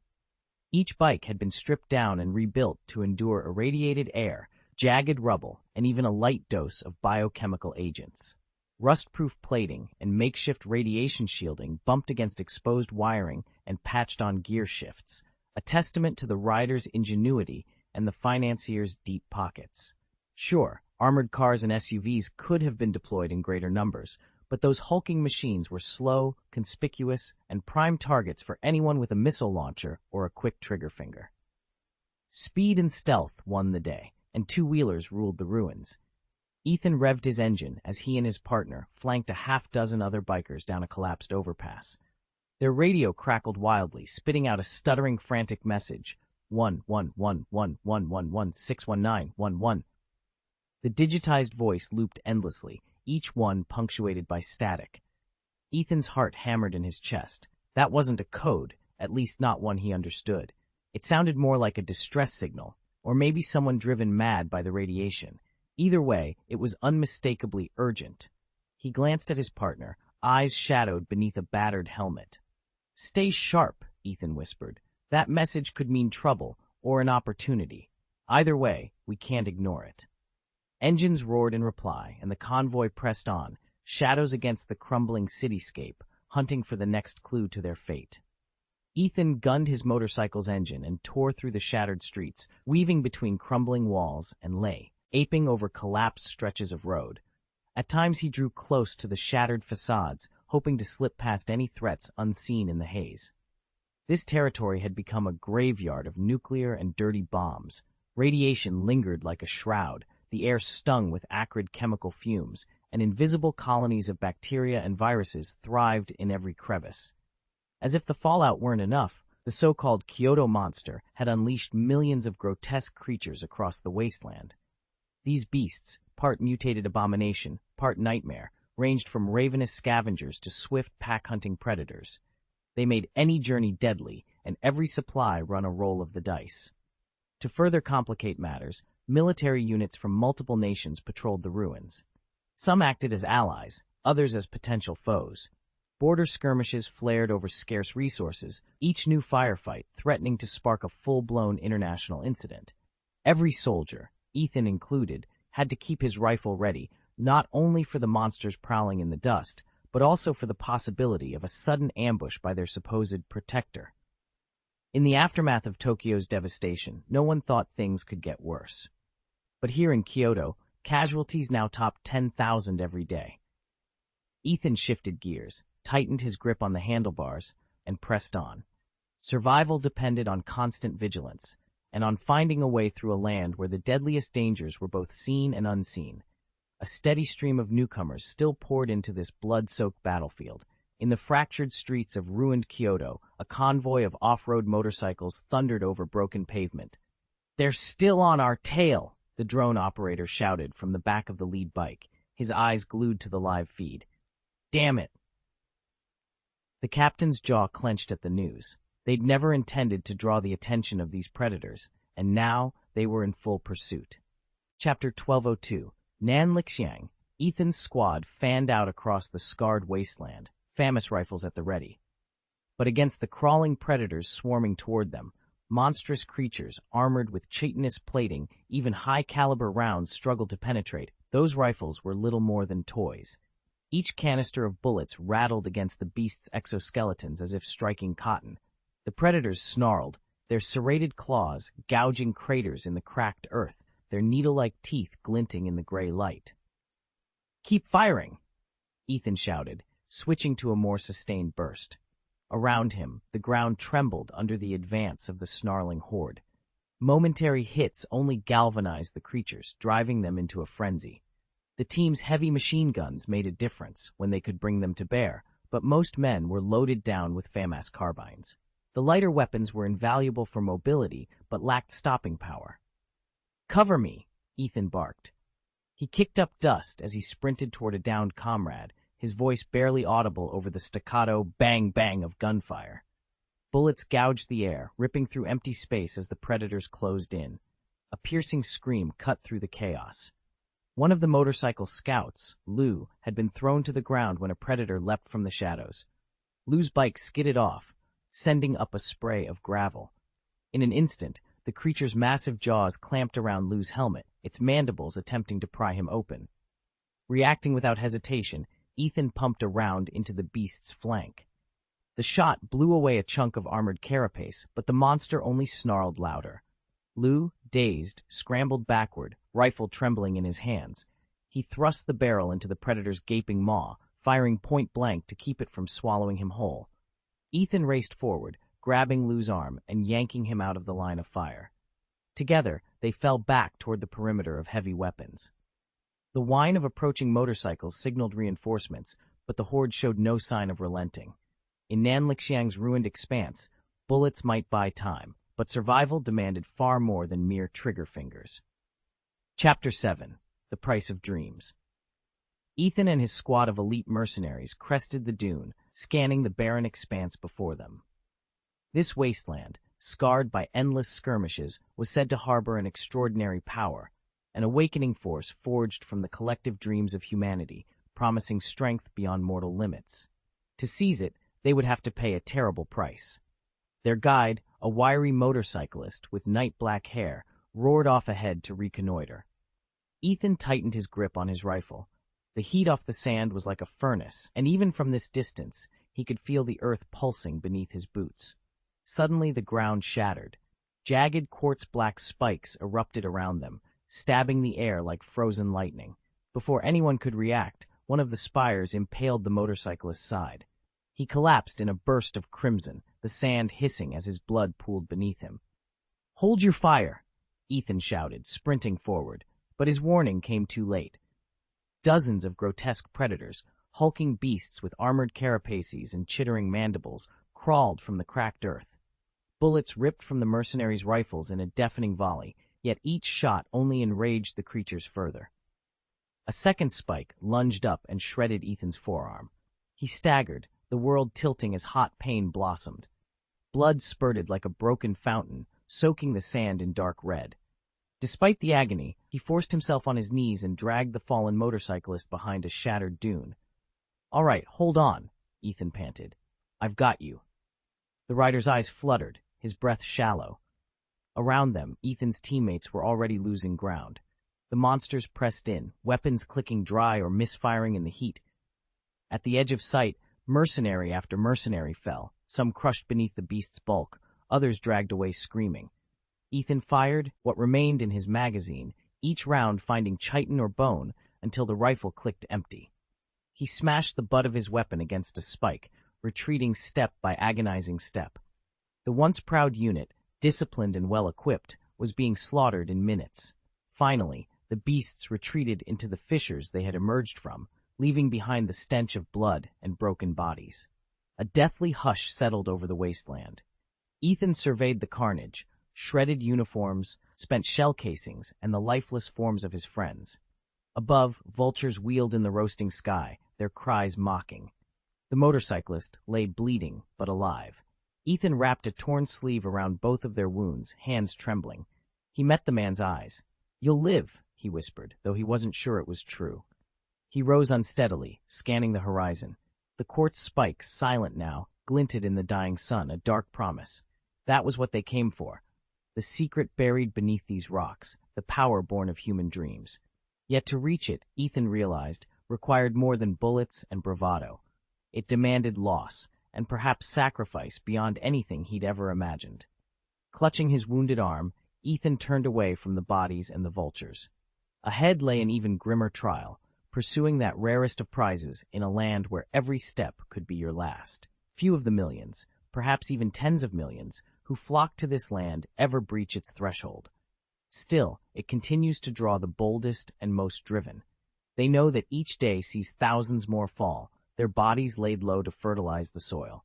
Even so, they press on, for the promise of extraordinary power beyond that door is a prize worth any sacrifice. Lieutenant Nan Lixiang ranks among the top 5 sharpshooters in the National Police. Poised and unflinching, she stands against the chaos with an air of proud confidence. Sunlight glints off her wheat-toned skin as she raises her anti-material sniper rifle, every muscle taut with urgency. When she squeezes the trigger, the rifle's thunderous roar rips across the battlefield. Even through her professional-grade noise-canceling headset, the concussion reverberates in her eardrums. With each shot, the brutal recoil jolts through her arms, sending a faint tremor through her lean form, but she never falters. This once perfect fusion of strength and beauty now lay helpless before her eyes. All the pride of her sniper craft seemed to vanish in an instant. Through her scope, the adversary appeared as a dark blur, ghost-like and impossibly fast. Nan Lixiang drew a slow, steadying breath and centered herself. Years of battlefield experience and flawless calculation told her she could predict her target's next move, but no matter how carefully she aimed, her bullets went wide. It was as if the black silhouette read her every shot, dodging at the very last moment with almost supernatural reflexes. As a core member of the Kyoto offensive team, Nan Lixiang had never needed monster elixirs to perform miracles with a rifle. Her sharpshooting had turned the tide of more than one engagement, and she was justly proud of that reputation. But now, watching her comrades fall prey to these inhuman hunters, her confidence wavered. A sudden explosion rocked the compound. Dust and debris rained around her, and the roar of collapsing walls filled her ears. Yet even as chaos erupted, Nan Lixiang refused to yield to panic. She swallowed hard, settled her stance, and let her finger fall on the trigger once more. Nan Lixiang didn't hesitate. 619 of them, no mistake, advanced across the blasted plain, but these black shadows weren't human soldiers. They were something far more sinister, supernatural creatures that twisted and bent around her fire with impossible speed. Round after round she squeezed off, but every bullet whooshed past empty air. When the smoke cleared, every one of her comrades lay motionless. There was no time for grief. Nan Lixiang vaulted onto her custom off-road bike, and the engine thundered to life, its roar echoing over the shattered battlefield. As a seasoned sniper, she'd always kept her distance, hundreds of meters, to stay alive and make every shot count. Now, though, she was trapped within that very sweet spot, forced to flee the instant the last shot fell silent. She slammed her boot into the throttle. The bike leapt forward, tires clawing at rubble and sand. Behind her, that same black horror emerged from the smoke, a hulking silhouette, darker than the night, gliding over the uneven ground as if gravity were its servant. No curve, no crater slowed it. It followed her every twist and turn like a cursed rider. Nan Lixiang pressed harder, weaving between shattered walls and scorched earth, cursing under her breath. Could she lose it on these jagged ridges? She pushed the bike beyond its limits, suspension screaming, engine screaming louder. Yet the shadow kept pace, an unblinking hunter. She risked a backward glance. The creature's formless limbs unfurled, reaching for her like grasping smoke. Her heart pounded, but her grip on the handlebars never wavered. All right, she thought, let's see what you can do. With a defiant cry, she drove the bike faster still, determination blazing behind her goggles. If this shadow wanted a fight, she'd give it one. Nan Lixiang, sniper, survivor, had no intention of becoming another corpse on this forsaken field. Ethan's eyes never leave the rearview mirror. Behind them, a black blur closes in like a jagged bolt of lightning, shrinking the distance with every heartbeat. His knuckles whiten on the throttle as he pushes the motorcycle to its limit, but the shadow only gains. A roaring wind whistles past his helmet, carrying an almost sentient menace on its crest. He knows it won't be long before those jaws clamp down on them both. Summoning every ounce of nerve, Ethan yanks the bike into a sharp U-turn. He braces his feet, twists his torso, and rams the hefty anti-material sniper rifle into his shoulder. The world narrows to that heavy barrel and one desperate shot. Bang! The rifle's report shatters the night, and the recoil rips the motorcycle from under them. Ethan is hurled forward across the asphalt in a blur of grit. At his side, Minami Rika spins helplessly, tumbling end over end before skidding to a dusty stop. Silence falls, broken only by their ragged breaths and the echo of that single thunderous shot.